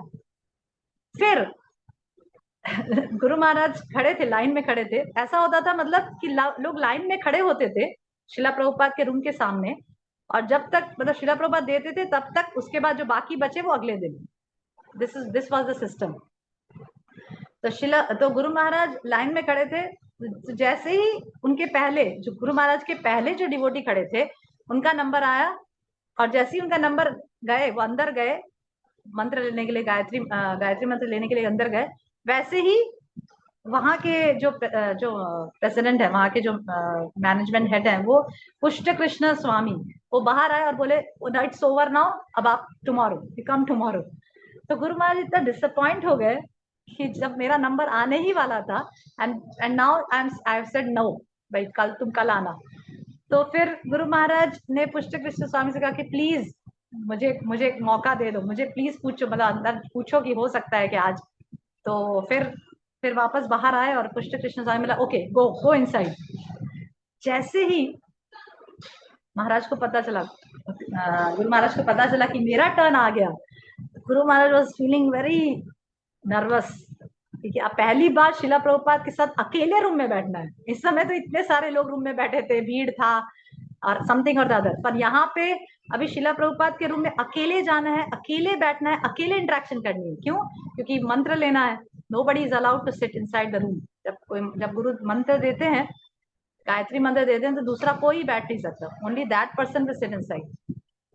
तो जैसे ही वो जाने लगे, तुरंत ही पुष्ट कृष्ण स्वामी उन्होंने कहा कि तुम ये जो गले में जो ब्लैक अर्दन राधा कुंड के बीच, गुरु महाराज गले में एकदम काला राधा कुंड के बीट्स पहनते थे, मतलब ब्लैक बीट्स, राधा कुंड के ब्लैक बीट्स होते ना, मोटे मोटे, वैसा पहना करते थे। तो तुरंत पुष्ट कृष्ण स्वामी ने कहा कि ये रिमूव कर दो, ये शिला प्रभुपाद को पसंद नहीं आएगा, ऐसा तुम्हारा black earthen Radha Kund beats पसंद नहीं आएगा, ये तुम रिमूव कर दो। ओके, तो थोड़ा सा लगा, तो फिर वो गए, अंदर गए। गुरु महाराज ऑलरेडी थोड़े नर्वस थे ही, और फिर अंदर गए और बैठ गए। वो एक्सपीरियंस इतना अच्छा गुरु महाराज बता रहे कि जब वो बैठे, वहां जाके बैठे शिला प्रभुपाद के सामने, तो शिला प्रभुपाद को 3 से 4 बार बोलना पड़ा उनको कि किस प्रकार से आप बैठो, सही पोजीशन और सही डिस्टेंस। 3 से 4 बार शिला प्रभुपाद को गुरुदेव को बताना है that what is the right position and right distance to sit. Okay, और फिर गुरु महाराज ऐसा लिखते हैं उसमें बुक में कि मैं ऐसा सोच रहा था कि अरे जब गायत्री मंत्र देंगे शिला प्रभुपाद, तो मैं तो संस्कृत में बहुत एक्सपर्ट हूँ, मैं तो संस्कृत वर्सेस बहुत अच्छा चैंट कर लेता हूँ, मुझे तो बहुत प्राउड है, मैं तो मतलब मैं शिला प्रभुपाद बहुत प्राउड फील करेंगे, मैं इतना अच्छा से प्रोनाउंस करूंगा कि शिला प्रभुपाद बहुत अच्छा लगेगा। पर जब शिला प्रभुपाद ने उसके बाद जब शिला प्रभुपाद उनको गायत्री थ्रेड देने लगे, गायत्री थ्रेड पहनाते हैं ना, गुरु पहनाते हैं, तो आर्म्स को रेज करना था, तो प्रभुपाद गुरु महाराज लिख रहे हैं कि इतना बार ठीक करना पड़ा, आर्म्स को ठीक से मैं रेज नहीं कर पा रहा था, शिला प्रभुपाद को इतना सारा एडजस्टमेंट करना पड़ा, इतनी बार बताना पड़ा। और फिर जब मंत्र देने लगे, एक एक शब्द बोलते हैं, पहले गुरु एक शब्द बोलते हैं, उसको रिपीट कराते हैं, तो शिला प्रभुपाद को हर एक शब्द को 2 से 3 बार बोलना पड़ा, और तब जाके मैं वो प्रोनाउंस कर पाता था, और वो भी ठीक से प्रोनाउंस नहीं कर पा रहा था। ऐसा गुरु महाराज बता रहे हैं। और मैं इतना अपने आप को इतना लो फील कर रहा था कि मैं अपने आप को सोच रहा था कि मैं बहुत एक्सपर्ट हूँ, मैं बहुत संस्कृत के शब्दों को बोलने बहुत एक्सपर्ट हूँ, पर शिला प्रभुपाद के सामने आई वाज जस्ट अ फूल।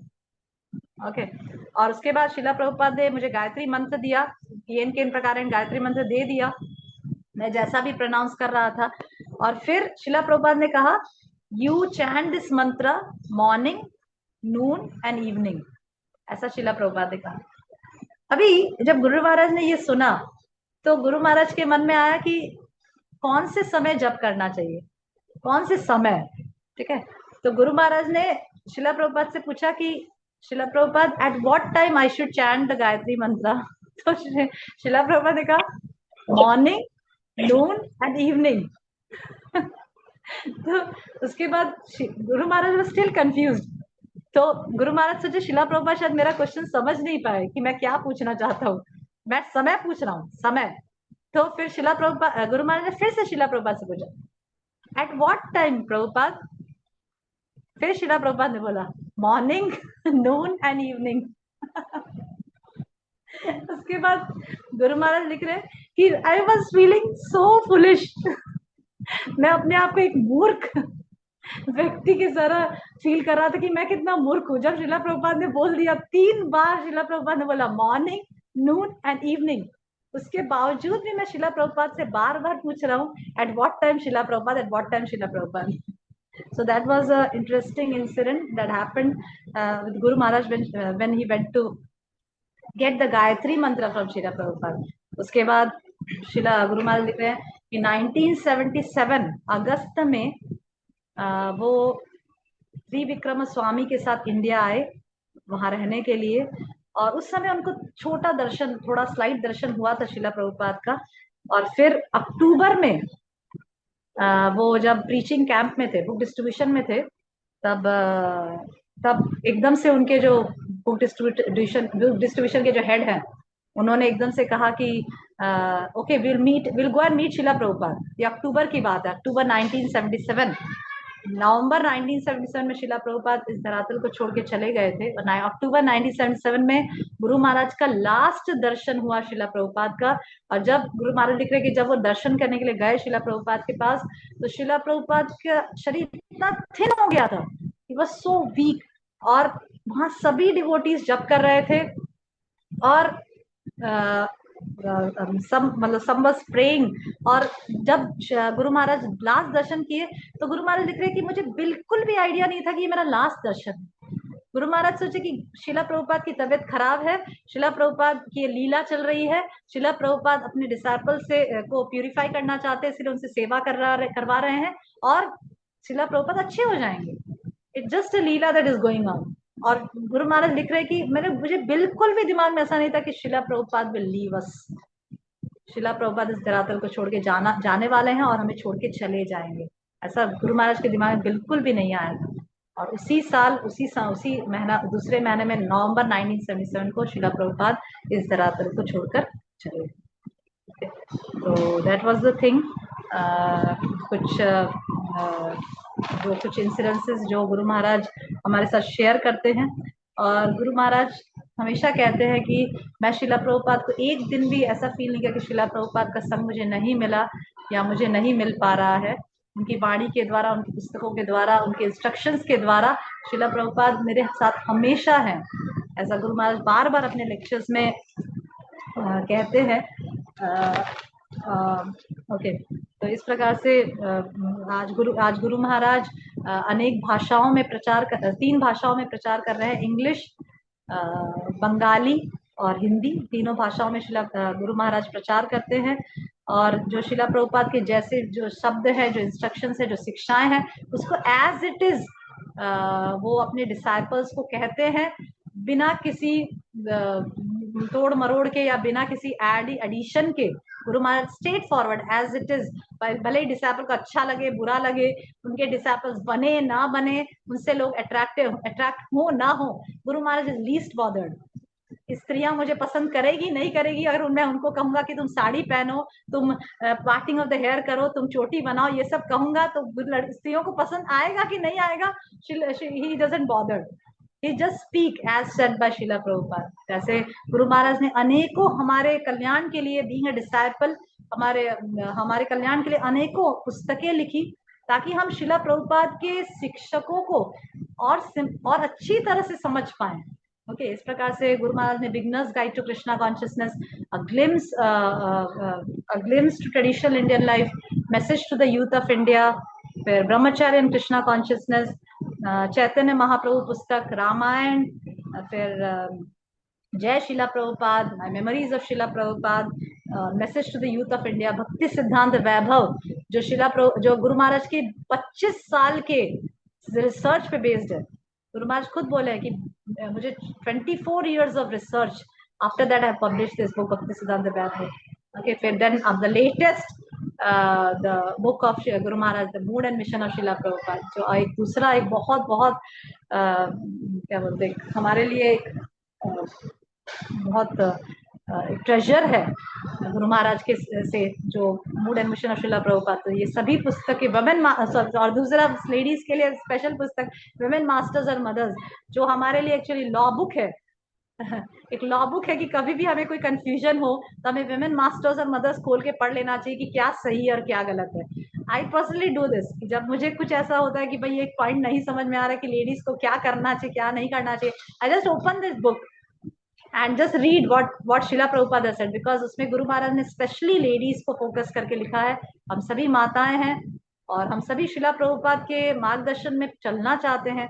मेरा आप सभी से अनुरोध है कि इन सभी पुस्तकों को अवश्य पढ़ें समय निकालकर, और साथ साथ ये विमेन मास्टर्स और मदर्स को एवरी डे एटलीस्ट एक एक पेज रोज पढ़े, ताकि किसी प्रकार का कोई कंफ्यूजन ना रहे कि शिला प्रभुपाद की क्या शिक्षाएं थी और हम क्या पालन कर रहे हैं। Right, okay. तो thank you so much for giving me the opportunity, for being with me, ताकि मुझे ऐसा अपॉर्चुनिटी मिला कि मैं गुरु महाराज के बारे में कुछ पढ़ सकूं और कुछ कह सकूं। Okay, any comments in this?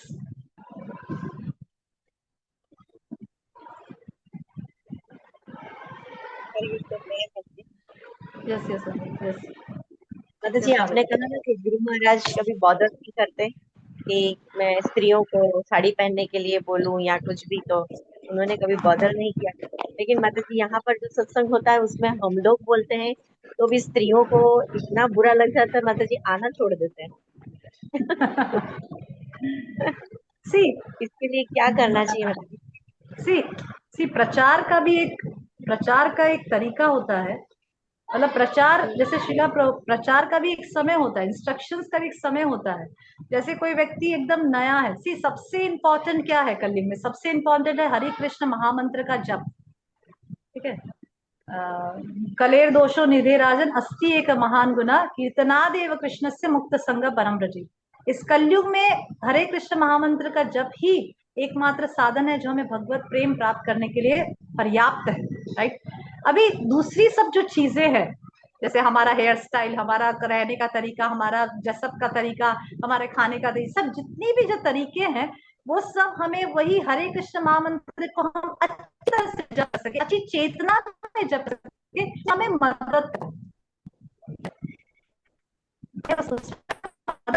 पर अगर किसी को हमें प्रचार भी देख कर करना है, हमें इतनी जोर से हम, अगर किसी व्यक्ति में भक्ति के प्रति आकर्षण पैदा हो गया, समझ रहे हैं, हमें लगता है कि ये थोड़ा भक्ति में आकर्षित है, भगवान के नाम को करने में रुचि दिखा रहा है, पर अगर उसमें थोड़ा स्पार्क पैदा हुआ है और अब हम इतनी जोर से हवा डालें कि स्पार्क ही बुझ जाए और वो व्यक्ति भाग जाए और वो कभी लौट के ना आए, तो ये एक्चुअली डिससर्विस होगी। इसीलिए हमें प्रचार भी देख कर करना। देख कर मीन्स कि हमें लेवल्स देखना है। पहले वो जप में रुचि दिखाए, पहले वो शिला प्रभुपाद की पुस्तकें पढ़ने में रुचि दिखाए, समझ रहे हैं?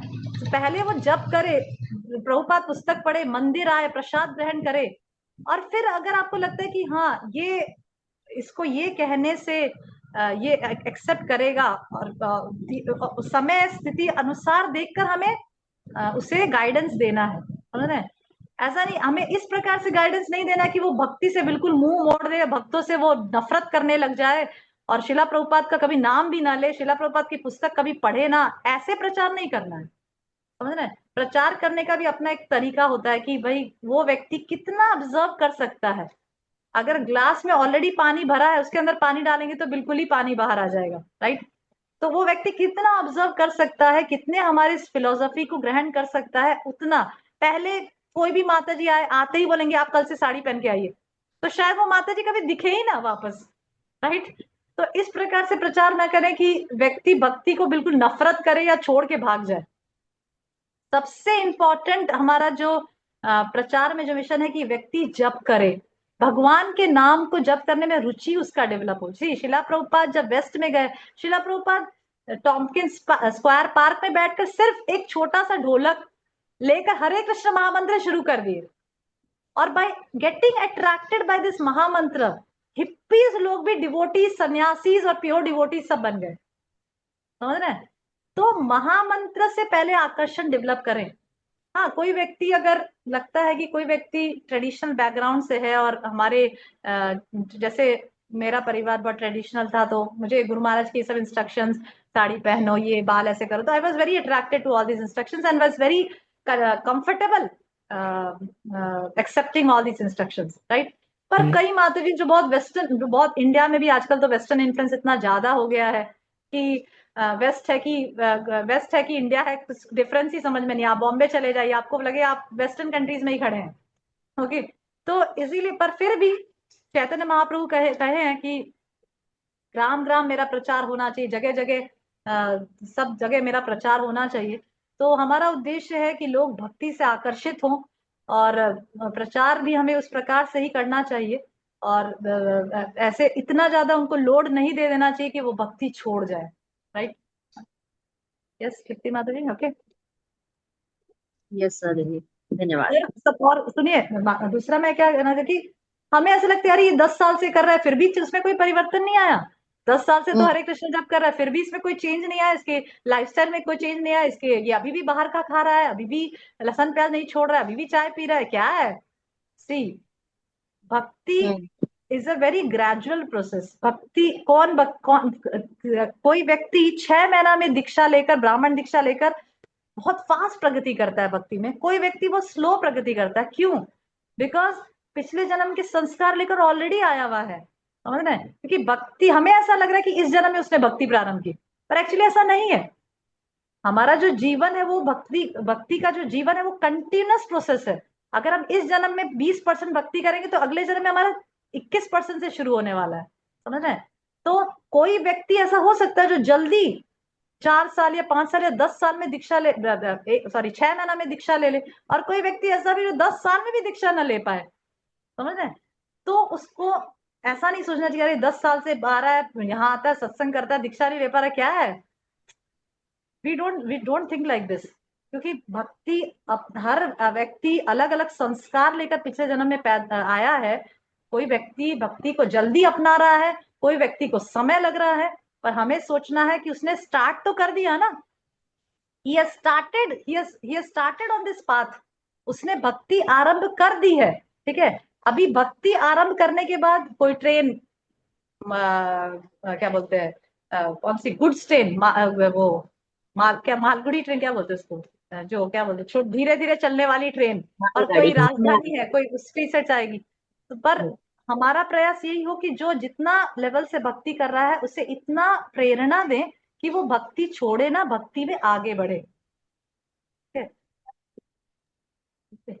जी माता जी, धन्यवाद माता जी। और जो भी भक्ति में आए हैं उनको हमेशा अप्रिशिएट करना। जो वो कर रहे हैं उन्हें हमेशा जितना वो कर रहे हैं उतना उनमें अप्रिसिएशन की भावना करना, और हमेशा उनको उत्साहित बनाना।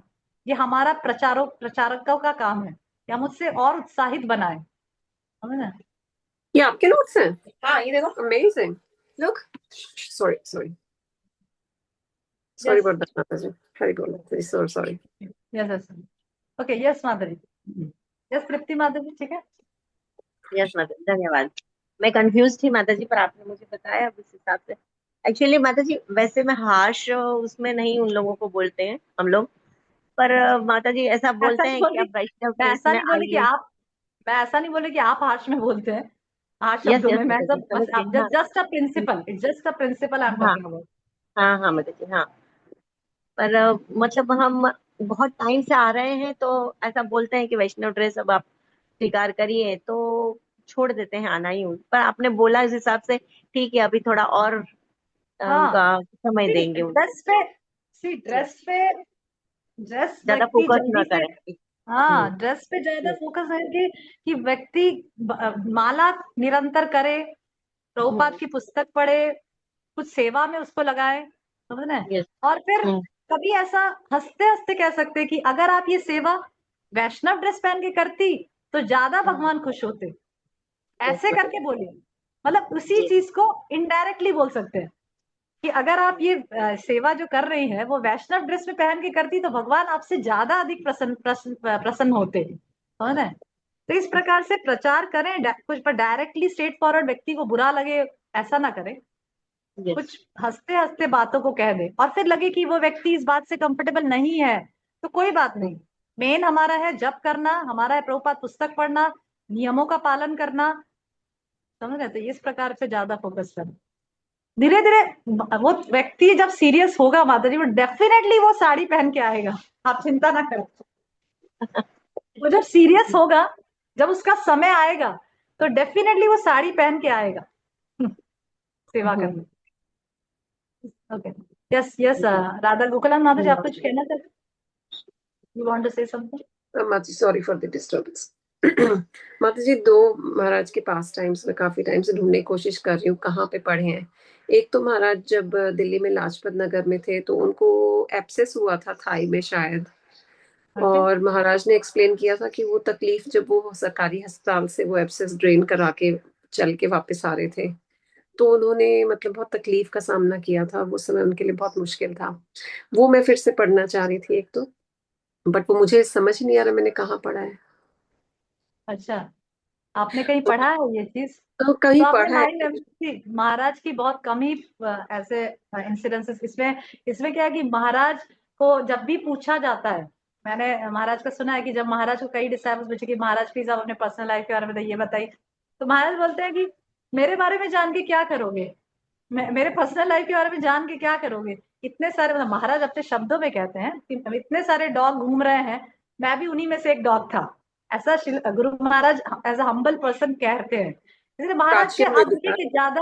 यस यस, प्राच्यम में भी महाराज ने ऐसा ही कहा, प्राच्यम के वीडियो में हाँ भी। प्राच्य में ना, यस। इसीलिए देखिए, आप प्राच्य में भी अगर आप पॉडकास्ट देखेंगे, महाराज ने अपने बारे में इतना ज्यादा नहीं बोला जितना फिलोसफी है ये सब बताया, पर महाराज जनरली अपने बारे में इतना ज्यादा नहीं कहते, कम कहते हैं। मतलब जैसे कई लोग का, कई बार देखे, कई सन्यासियों की तो पूरी पुस्तक है जिसमें पूरा उनके लाइफ हिस्ट्री, पूरे माता पिता के बारे में और उनकी पूरी जर्नी बताई है, पर गुरु महाराज इतना पता नहीं पसंद नहीं करते। महाराज बोलते कि मेरे बारे में जान के क्या करोगे, इट्स बेटर टू नो वो अबाउट ना कृष्ण। माता जी, वो महाराज ने जिस तरीके से वो अपनी जो सफरिंग बताई है ना उस समय पे जब वो चल के आ रहे थे, तो वो बता रहे थे, कहते कि वो सफरिंग के तो आप दौरान शायद मैंने ऐसा उसमें महसूस किया। व्यास पूजा, ये क्या बोलते हैं, व्यास पूजा ऑफरिंग की किताब में तो नहीं है? व्यास पूजा ऑफरिंग की किताब में आप पता उसमें नहीं, शायद देख सकते हैं, या फिर महाराज ने जो व्यास पूजा ऑफरिंग शिला ऑफरिंग प्रभुपाद को कभी कही है, लिखी हो। हाँ जी। तो उसमें, तो हाँ उसमें उसमें ऐसा शायद आप देख महाराज सकते ने हैं। ऐसे इंटेंसिटी से लिखा था या कहा था कि भाई बस भगवान, ये तो मिजरी का प्लेस है, मुझे आप वापस ले लो।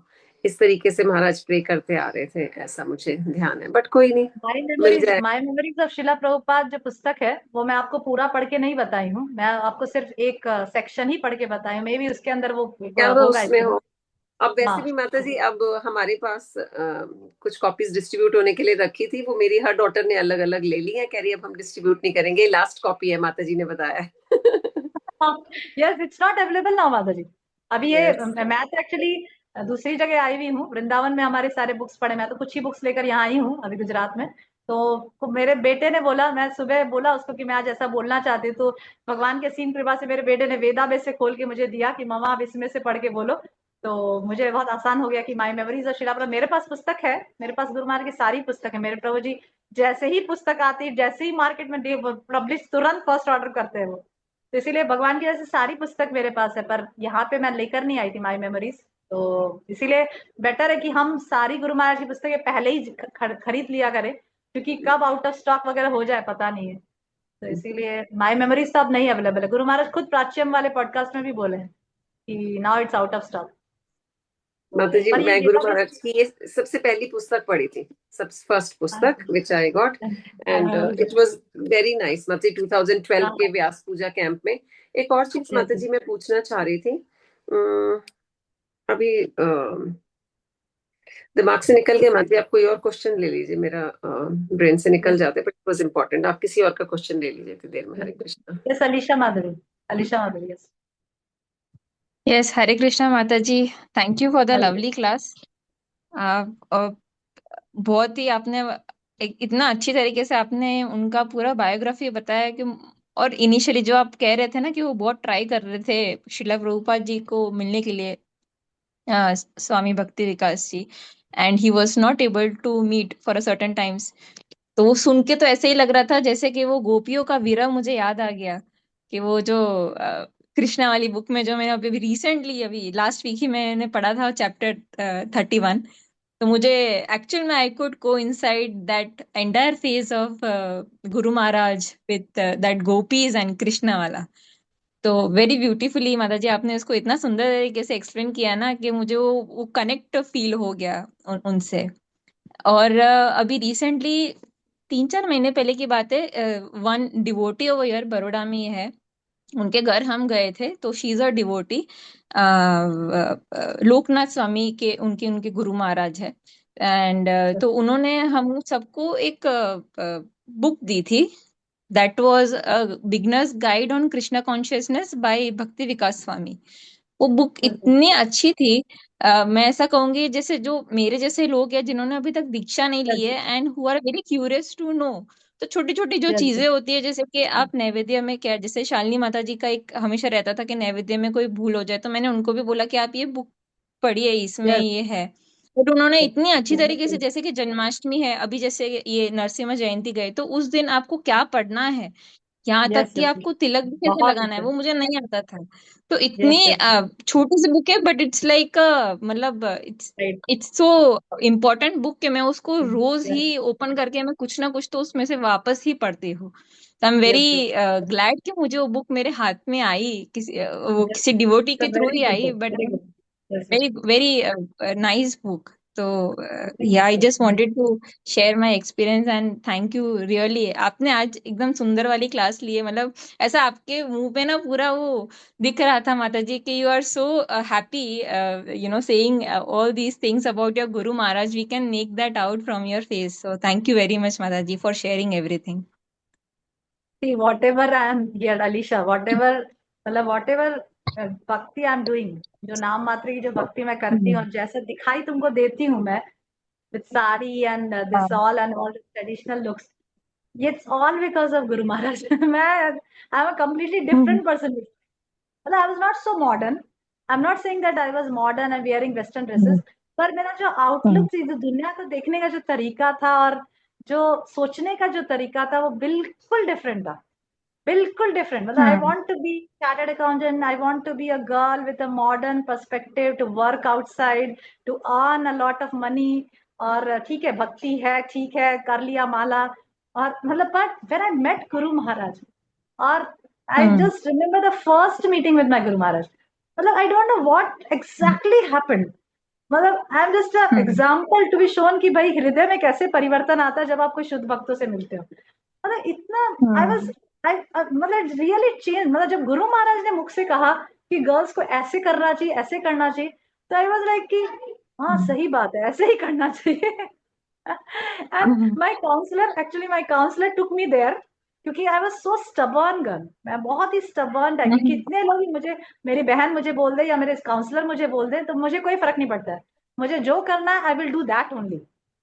मतलब करना है, मतलब I will follow the 4 regulatory principles, I will chant my rounds, but for my life I am very like ambitious कि मुझे ऐसे करना है, मुझे ऐसे जीवन जीना है, I want to go out as I do this and that, be in a prestigious position, ऐसे मतलब that is my outlook.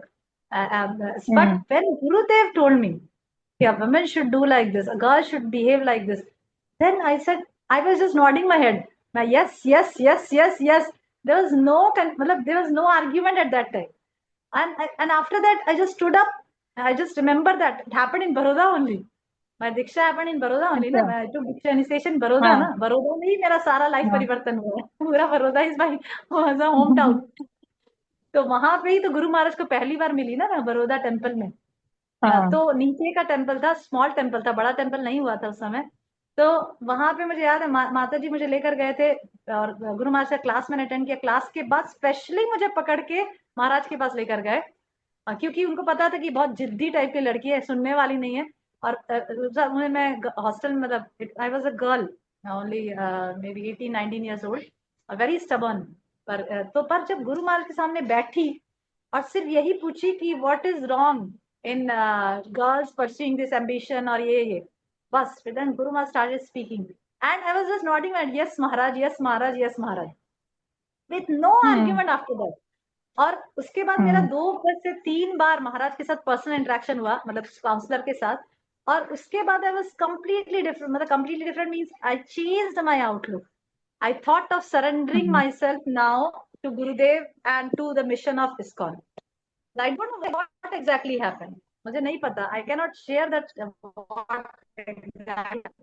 But I thought याद करती हूँ कि कैसे ये सब हुआ, मुझे नहीं पता. कैसे भगवान ने फिर अलग अलग अलग मोड में मुझे मेरे जीवन को बदलते गए.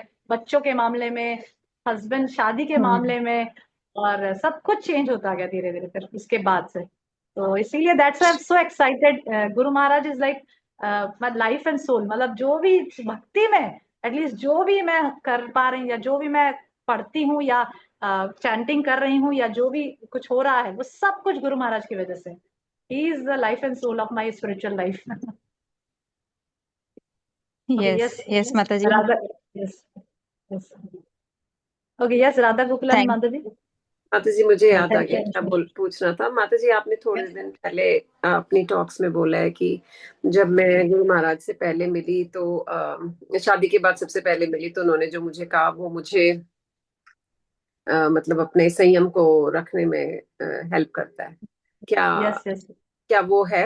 Is this something that you can share with us so that वो हमें भी अपने संयम को रखने में मदद करे? Yes, that also I remember very much. पता नहीं, I don't know, initial days जितना भी मीटिंग्स महाराज के साथ हुआ पर्सनली, उसमें महाराज बड़ौदा में, गुजरात में बहुत आते थे, रहते भी थे काफी दिनों, इसीलिए बहुत पर्सनल मीटिंग्स होता रहता था. और भगवान की असीम कृपा रहती थी कि मुझे कुकिंग का चांस बहुत, मतलब भगवान की बहुत बहुत कृपा है. पता नहीं, मैं तो बिल्कुल लायक ही नहीं हूँ, बिल्कुल किसी प्रकार से. पर मुझे हमेशा ये मिला अपॉर्चुनिटी कि जब भी महाराज बड़ौदा आते थे, कुकिंग की सर्विस मुझे मिलती थी. और विद्यानगर भी मैं शिफ्ट हुई, वहां भी कोई नहीं था बनाने वाला. I was there to cook. तो ये कुकिंग का सर्विस हमेशा महाराज का मेरे को मिलता रहा. और अभी भी वृंदावन जब भी महाराज आते हैं, मुझे कुकिंग की अपॉर्चुनिटी मिलती रहती है. और मैं सोचती हूँ मरते दम तक ये कुकिंग की अपॉर्चुनिटी मुझे मिलती रहे महाराज की. तो yes, I remember that time कि मैं जब शादी के बाद, इवन शादी के पहले भी मुझे याद, क्योंकि बड़ौदा में ही मैं रहती थी और वही मेरी शादी भी हुई, वही मैं पढ़ती थी. तो सारे एक्सपीरियंसेस मुझे याद है. जब शादी फिक्स हुआ और मेरे काउंसलर जाके बताने गए थे, तो महाराज वॉज वेरी हैप्पी कि मेरे जो दीक्षित जो डिसाइपल्स है, उनकी शादी होने वाली है. तो Maharaj was very happy to hear the news. और शादी के बाद जब मैं गई, तो तब हाथ मेहंदी, मतलब मेहंदी भी लगा होता हाथ में मेरे, एकदम न्यूली मैरिड. मैं और मेरे प्रभु जी गए थे टू गेट ब्लेसिंग्स. तो पता नहीं महाराज ने क्या देखा मेरे अंदर कि ये जरूर झगड़ा करेगी. क्योंकि आई वॉज, मेरी बहुत जल्दी शादी, मतलब I was I think 21 years old. I got married when I was 21 years old. At a very young age I got married. मतलब I just completed my third year graduation in April, and in November I got married. इतना ही gap में मेरी शादी हुई थी. अप्रैल में मैंने graduation खत्म किया और नवंबर में मेरी शादी हुई. तो I was very young and very new to this world. शादी का भी मुझे ज्यादा समझ नहीं आता था. बट देन आई गॉट, पर मुझे, because I was a young girl, और directly from the hostel I came from, मतलब स्टडिंग इन कॉलेज. तो there was not much training from my mother's side. Mother's की तरफ से इतना ट्रेनिंग, तो पता नहीं गुरु महाराज ने क्या देखा मेरी तरफ. And he just glanced at me and said that कितना भी, मुझे अभी आज भी याद है, महाराज बोले, सबसे पहले तो महाराज ने मुझे वो नारी अंक वाली किताब दी, गीता प्रेस की, जो आज भी मेरे पास है. गीता प्रेस की नारी अंक किताब है, जिसमें सारे चेस लेडीज का डिस्क्रिप्शन आता है. सारे चेस लेडीज, हमारे शास्त्रों में जितनी भी चेस लेडीज है, उसका पूरा कलेक्शन है. बहुत वंडरफुल किताब है. गुरु महाराज ने वो किताब मुझे दी और बोला कि इस किताब से तुम अभी प्रीच करो, लेडीज को प्रीच करो, उनको स्त्री धर्म के बारे में बताओ. और फिर महाराज ने मुझे कहा कि घर के अंदर कितना भी झगड़ा क्यों ना हो, लेट द होल हाउस भी, मतलब वर्ड मुझे एग्जैक्टली याद नहीं है, पर सारांश यही था कि महाराज बोले कि घर के अंदर हस्बैंड वाइफ का कितना भी झगड़ा क्यों ना, पूरा घर अस्त व्यस्त क्यों ना हो जाए, पर जब तुम बाहर निकलो, when you will go outside of your house, nobody, even not your neighbors, come to know that there is a fight between you and your husband. मतलब ऐसा इंस्ट्रक्शन मुझे आज भी, अभी भी याद है कि पूरा घर अस्त व्यस्त क्यों ना हो जाए, सारे सामान इधर उधर फेंक दो झगड़े में, पर जब बाहर निकलो तो you should pose yourself as a wife and he is your husband and there is nothing has happened in your house. तो ये चीज मुझे बार बार या रिमाइंड कराती रहती है कि what ever is happening in my life with my husband, whatever is going on, but I should, my Maharaj, Guru Maharaj said that you should pose like nothing has happened, and you are like, you are a good wife. That's all. So that instruction I remembered of my Guru Maharaj. Thank you, Mataji. Thank you for sharing. Hare Krishna. Thank We will you so try much. to remember that as well. Yes, Surabhi Mataji. Yes, Surabhi Mataji. हरे कृष्णा माता जी, दंडवत प्रणाम। Pranam thank you Mataji. Thank you for the class माता जी। माता Correct. जी, मेरा question है कि जैसे गुरु महाराज, भक्ति विकास स्वामी महाराज इस पे भी जोर से वैदिक सिस्टम पे प्रचार करते हैं, बहुत अच्छा लगता है। मैंने भी बुक पढ़ी है उनकी, वुमेन्स मास्टर्स वाली, और मुझे ऐसा वो बुक पढ़ने के बाद मुझे लगा काश मैं और पहले इनसे मतलब इस बुक को पढ़ती, जब मेरी नई नई शादी हुई थी तो मैं और अच्छा शुरू से ही अच्छा मैं कर पाती, बट बहुत लेट ये सब चीजें समझ में आई जब मैं 35 के अबव हो गई। तो इसलिए कुछ हर चीज को फॉलो करना मुश्किल लगता है, मीन्स हैबिट पड़ी होती है तो बहुत सारी चीजें फॉलो कर रहे हैं और कुछ चीजें नहीं होती है फॉलो, पर फिर भी कोशिश कर रहे हैं फॉलो करने की। माता जी, मेरा प्रश्न है, जैसे इसे वो जोर देते हैं इस बात पे कि बच्चों को गुरुकुल में पढ़ाना चाहिए वैदिक, वो हमेशा उनके लेक्चर्स में बोलते हैं कि आजकल का जो एजुकेशन है वो किसी काम का नहीं है और कोएड का सिस्टम भी अच्छा नहीं, वो सब बिल्कुल सही बात है। लेकिन हर किसी को तो संभव नहीं होता कि वो अपने बच्चों को डाले गुरुकुल में, तो ये सुनकर मतलब थोड़ा मतलब स्ट्रेस भी आता है कि हम क्या करें, मतलब हमारे पास कोई ऑप्शन ही नहीं है। क्योंकि अगर हस्बैंड वाइफ में से दोनों ही डिवोटी हो तो चीजें संभव होती है, अगर एक डिवोटी है एक नहीं है तो फिर वो चीजें हो नहीं पाती। और फिर हम तो घर में कोशिश करते हैं कि अपने बच्चों को संस्कार दे, भक्ति दे, लेकिन हमें डालना तो उन्हीं स्कूल्स में है बच्चों को। तो फिर हम क्या करें, हम कैसे बचाएं बच्चों को, क्योंकि वे सुन सुन के थोड़ा प्रेशर आता है कि हाँ सही बात है कि आजकल का स्कूल का सिस्टम और सब मॉडर्न एजुकेशन ये है, मतलब थोड़ा फॉल्ट है, बट हमारे पास कोई और ऑप्शन भी नहीं होता। Yes. See, yes.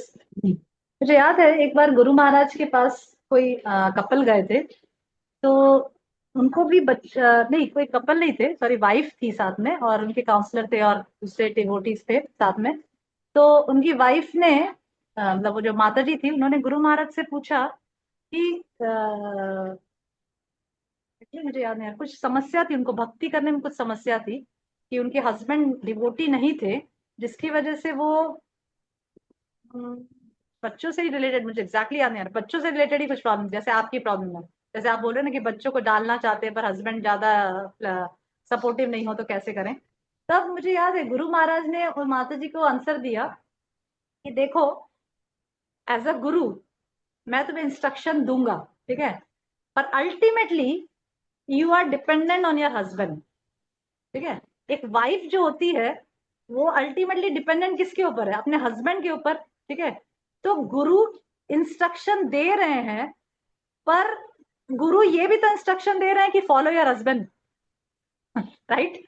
गुरु इंस्ट्रक्शन दे रहे हैं, पर हमें इंस्ट्रक्शंस हम कितना पालन कर सकते हैं depending upon how much our husband is supportive as a wife, क्योंकि ये भी तो इंस्ट्रक्शन गुरु का ही है ना कि follow your husband, depend on your husband, always be chaste to your husband, right. तो ये जो इंस्ट्रक्शन है वो सारे इंस्ट्रक्शंस को सबसाइड कर देता है। सबसे पहला इंस्ट्रक्शन है follow your husband, depend on your husband, be chaste to your husband, be faithful to your husband, ठीक है। उसके बाद ये सारे इंस्ट्रक्शंस आते हैं कि अच्छा बच्चों को गुरुकुल भेजना है, आपके हस्बैंड सपोर्टिव हैं या आप कन्विंस कर पा रहे हैं तो करिए, otherwise try your best to make your child a devotee. समझ रहे सुरभि माता जी? तो जी जी गुरु का इंस्ट्रक्शंस ये है कि आप हस्बैंड के ऊपर डिपेंडेंट रहें, हस्बैंड को फॉलो करें, हस्बैंड के साथ रहें, हस्बैंड को चेस बने रहें, ठीक है। ये सबसे बड़ा, ये प्राइमरी इंस्ट्रक्शन है माता जी। बाकी सारे इंस्ट्रक्शन सेकेंडरी हैं, क्योंकि अगर हस्बैंड सपोर्ट नहीं करेंगे आप बच्चों को कैसे गुरुकुल भेजेंगे, आप अगर हस्बैंड सपोर्ट नहीं करेंगे आप टेम्पल कैसे आएंगे? समझ रहे हैं? तो हस्बैंड का सपोर्ट बहुत चाहिए ना वाइफ को, तभी तो वो ठीक से सेवा कर पाएगी या मंदिर में आ पाएगी। अगर हस्बैंड का सपोर्ट नहीं तो कैसे करेगी?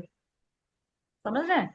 तो इसीलिए आप अगर सबसे बेसिक जो इंस्ट्रक्शन है वो है हस्बैंड के साथ रहना, हस्बैंड से झगड़ा ना करना, हस्बैंड के साथ चेस्ट बने रहना, फेथफुल बने रहना, डिवोर्स का ना सोचना। That is the most important instruction Madhuri. Divorce का ना सोचना, सबसे पहले सोचना कि मैं अपने हस्बैंड के साथ कैसे बनी रहूं। उसके बाद हाँ, बच्चों को गुरुकुल में डालना है, आप प्रयास कर सकते हैं, हस्बैंड को समझा सकते हैं, सजेशंस दे सकते हैं। और अगर नहीं वर्कआउट हो रहा है तो फिर जितना यथाशक्ति एज अ मदर आप गुरु बनकर अपने बच्चों को पढ़ाइए, सिखाइए। Krishna consciousness is not something, कई बार गुरुकुल में भेजते हैं तो भी बच्चा भक्त नहीं बन पाता है। समझ रहे हैं? तो डिपेंड अपॉन द मदर कि भाई मदर ने कितना उसको ट्रेनिंग दे रखी है। समझ रहे? घर में भी अच्छी ट्रेनिंग दी जा सकती है, अगर गुरुकुल नहीं भेज पा रहे तो घर में ट्रेनिंग दीजिए।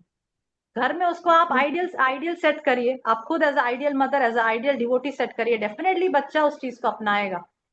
उसको मंदिर में लेकर जाइए, जितना यथासंभव आप हो सके आप बच्चे को कृष्णा कॉन्शियसनेस देने का प्रयास करिए, under your boundaries, surrounding your boundaries, आपके बाउंड्रीज में जितना संभव है, आपके लिए जितना संभव है। समझ रहे सुरभि माता जी? जी माता जी। समझ रहे हैं? तो आप अपने कर्तव्यों का पालन करिए, जितना आपके पास संभव है आप करिए, और अपने बच्चों को जितना हो सके, इंस्ट्रक्शंस है, गुरु के इंस्ट्रक्शंस है, पर गुरु के इंस्ट्रक्शन ये भी तो है कि फॉलो योर हस्बैंड। तो फिर that is the most important instruction. जी जी जी माता जी। Okay. और माता जी एक और क्वेश्चन था कि साड़ी जैसे बोलते पहनना चाहिए, पर मतलब सर हैबिट मतलब थोड़ा कठिन लगता है, हम लोग कोशिश करते हैं पर मतलब साड़ी के बिना हम भगवत धाम नहीं जा सकते क्या माता जी? लेकिन मतलब भगवत धाम हम जाके क्या पहनेंगे? भगवत धाम जाके सूट पहनेंगे क्या? भगवत धाम में तो कोई सूट पहनता ही नहीं है। अगर आपको साड़ी पहनने की आदत नहीं पड़ेगी तो भगवत धाम में क्या पहनेंगे? आपको किसी और गोपियों की हेल्प लेनी पड़ेगी साड़ी पहनने के लिए। माता जी बहुत कठिन लगता है डेली के रूटीन में साड़ी पहनना, क्योंकि हैबिट नहीं है, हम शुरू से सूट ही पहनते हैं, तो थोड़ा सा कठिन लगता हाँ, है। तो शुरुआत में प्रैक्टिस करिए कि जब आप मंदिर जाएं तो कंपलसरी साड़ी पहन के जाएं। समझ रहे हैं? सी आपको समझना पड़ेगा कि हम ये सब ट्रेनिंग क्यों ले रहे हैं। हाँ, क्योंकि हमें गोलोक वृंदावन जाना है, ठीक है? अभी गोलोक वृंदावन में क्या पोशाक पहना जाता है? वेस्टर्न ड्रेस तो अलाउड नहीं है वहां पे। वहां तो साड़ी अलाउड है, वहां तो ट्रेडिशनल ड्रेस अलाउड है, राइट? तो इस प्रकार से धीरे धीरे अपने आप को ट्रेन करिए कि जब से जैसे ऐसा पहले ट्रेन करिए कि जब मैं मंदिर जाऊंगी तो मैं साड़ी पहन के जाऊंगी। ऐसे ट्रेन करिए पहले धीरे धीरे, ठीक है? और साड़ी पहनने में थोड़ा एफिशिएंसी लाइए। ज्यादा साड़ी पहनेंगे तो एफिशिएंसी आ जाएगी पहनने में, आप 5-10 मिनट की जगह 5 मिनट में पहन पाएंगे, जल्दी पहन पाएंगे, राइट? तो कृष्ण की प्रसन्नता है, कृष्ण मुझे देखेंगे, साड़ी पहनूंगी तो कृष्ण मुझे अच्छे से देखेंगे, मुझे आशीर्वाद देंगे, ऐसे सोच की भावना से साड़ी पहनने की प्रैक्टिस करिए। जी जी समझ रहे हैं? तो सी जी कोई भी ये सब चीजें ज्यादा डिफिकल्ट नहीं होता है, just a matter of practice. समझ रहे हैं? जैसे शादी के बाद एक स्त्री होती है, उसको रात को जगने की प्रैक्टिस नहीं होती, पर बच्चा होने के बाद प्रैक्टिस आ जाती है कि नहीं? समझ रहे हैं? जी जी जैसे जैसे मुझे पता है, मुझे रात में कोई उठा दे तो मैं इतनी गुस्सा हो जाती थी पहले, और जब बच्चा हुआ तो ऑटोमेटिकली रात में उठने लगी बच्चे को देखने के लिए। तो उसकी प्रैक्टिस हो जाती है ना अपने आप। हमें बच्चे होने के बाद प्रैक्टिस हो जाती है कि नहीं, कि बच्चे को गोदी में लेकर चलना है, भूख लगे तो खिलाना है, खुद खा रहे हैं तो बच्चे को पहले खिलाना है, अपना नींद त्यागना है। ये सब प्रैक्टिस हो जाती है कि नहीं अपने आप, जी राइट? जी जी हो उसी जाती प्रकार है। से ये सब प्रैक्टिस क्यों हो जाती है बच्चे के लिए? क्योंकि हमें बच्चे के लिए प्रेम है। वही है। उसी प्रकार से कृष्ण के लिए प्रेम है तो डेफिनेटली साड़ी क्या है, कुछ भी करने के लिए तैयार होना चाहिए। जी जी जी थोड़ा धीरे धीरे प्रैक्टिस करिए सूर्य माता जी, धीरे धीरे जी प्रैक्टिस करिए। जैसे थोड़ा धीरे धीरे फ्रीक्वेंसी को बढ़ाइए, धीरे धीरे फ्रीक्वेंसी को इंक्रीज करिए साड़ी पहनने की। जैसे फेस्टिवल्स में पहन रहे हैं, मंदिर में पहन रहे हैं, ऐसे करके धीरे धीरे आपको आदत हो जाएगी। जी जी okay okay, okay, thank you. Thank you very much. वांछा कल्पतरुभ्यश्च कृपा सिंधुभ्यैव च पतितानां पावनेभ्यो वैष्णवेभ्यो नमो नमः। अनंत कोटि वैष्णव भक्त वृंद की जय। श्रील प्रभुपाद की जय। Hare Krishna. Thank you for sorry joining. Mata ji, Hare Krishna Mata ji, Hare Krishna. Hare yes Krishna, Madhuri, प्रणाम माता जी। प्रणाम। माता जी, हाँ यस माधुरी। हरे कृष्ण, सादर प्रणाम। हाँ माता यस जी, डिम्पल जी यस माधुरी। माता जी बोलना आपको था ना बोलना कि था। आपका ना ये क्लास मेरे को बहुत अच्छा लगता है, बट आपका लिंक मेरे को मिलता नहीं क्योंकि आपके ग्रुप से हम जुड़े नहीं है। तो माता जी कृपा करके मेरे को भी जोड़ आप लीजिए। कहाँ से जुड़े हैं माधुरी? माता जी वैसे तो हम जमशेदपुर से हैं, पर मेरी फ्रेंड है वो अहमदाबाद में रहती है, तो वही मेरे को लिंक भेजती है आपका। अभी है वो आ, भी आकांक्षा करके। हाँ आप मेरा नंबर नोट कर लीजिए, आप मुझे हरे कृष्णा भेजिए, मैं आपको ज्वाइन कर देती हूँ। जी माता जी बोल दीजिए। 97 97 605 605 57 5 57 जी 679 679। थैंक यू 97 वापस 97 जी 605 ठीक 57 जी 679। ठीक है, जी जी आप माता मुझे जी। हरे कृष्णा भेजिए, मैं आपको जोड़ देती हूँ। जी माता जी। माता जी आप वृंदावन में रहते हो ना? हाँ माधुरी, वृंदावन में। तो माता जी कभी हम वृंदावन आएंगे तो फिर कैसे मिलेंगे आपसे? हाँ जरूर जरूर, आप फोन करिए माता जी, मैं वृंदावन में ही रहती हूँ। हरे कृष्ण जी माता माता जी। जी। यस आकांक्षा माता जी, हरे कृष्णा। माता जी कितना टाइम हो गया आपसे बात करने की कोशिश करते हैं, फिर नंबर नहीं रहता है, कैसे बात करें आपसे? नंबर अब मैंने आपको शेयर किया ना, अभी आपके पास भी नंबर नहीं है क्या? नहीं माता जी, वो आप उनसे ग्रुप में हैं? डिम्पल माता जी से ले लेंगे माता जी। हाँ डिम्पल माधुरी, आप जानते हैं डिम्पल माधुरी से आप ले लीजिए। आप भी ग्रुप में अगर आप जुड़ना चाहते हैं मुझे हरे कृष्णा भेजिए, तो मैं आपको जोड़ दूंगी ग्रुप। ओके माता जी। आप डिंडोली में आए थे ना माता जी? हाँ हाँ हाँ, सूरत में आने वाली हूँ माता जी, मैं सूरत वापस अभी प्रभु आने वाले हैं ना मेरे, मैं वो आने वाली हूँ सूरत। मई का है माता जी वहाँ पे तो। अच्छा अच्छा अच्छा, हाँ हाँ हाँ अच्छा तो अच्छा। वहाँ ग्रुप में जुड़े हैं तो आपका लिंक हाँ मिल जाता है माता जी। हाँ, वो आरती सोमानी माता जी भेजते होंगे फिर। हाँ हाँ माता जी। ठीक है, आपका आप जुड़ लेक्चर जाइए ग्रुप पे। आपका लेक्चर बहुत अच्छा लगता है माता जी सुनने में। जब भी अपलोड होता है ना यूट्यूब पे तो जरूर सुनते हैं पूरा लेक्चर। अहमदाबाद से है माता जी हम। अच्छा अहमदाबाद से हैं, अच्छा अच्छा, हाँ हाँ माता जी हाँ जी। जी। और ओके, आप ग्रुप में जुड़ जाइए तो आपको लिंक आराम से मिलेगा, क्योंकि ग्रुप में मैं हरे सारे कृष्ण माता लेक्चर जी। अपलोड करती हूँ। यस माधुरी। माता जी लेक्चर ही नहीं अच्छा लगता, आप भी अच्छे लगते हो, क्योंकि जैसे आपका लेक्चर सुनते हैं ना तो लगता है कि जैसे मतलब घर में ही बात हो रहा है। इतना अच्छा लगता है। इसके लिए ना मतलब मेरा सेकंड बार है हम ज्वाइन किए हैं, तो ये आकांक्षा के थ्रू ही ज्वाइन करे, तो फिर हम लोग बात किए एक दिन कि कैसे भी करके माता जी का नंबर निकालना है और फिर उनसे उनका कांटेक्ट लेना है, फिर उनसे बात भी करना है, और हम लोग वृंदावन जाएंगे तो उनसे मिलेंगे भी। जरूर जरूर, आप वृंदावन आइए तो फिर सामने सामने बात होगी। जी माता आप जी। वृंदावन आके जरूर कॉल करिएगा। जी माता जी, मतलब ऐसा लगता है ना कि हम लोग घर में ही बैठ के बात कर रहे हैं, इतना बढ़िया से आप समझाते हैं। और मतलब कोई भी हिचक भी नहीं लगता कि हमको क्या पूछना है तो पूछ सकते हैं, बोल सकते हैं ऐसा। जरूर, इसीलिए तो गुरुदेव लेडीज प्रोग्राम के लिए बोलते हैं ना, कि हिचक ना लगे पूछने में। हाँ ओके अच्छा ओके, लगता thank you so much, thank you so thank much है। माधुरी जॉइनिंग। हरे यू। कृष्णा। प्रणाम प्रणाम।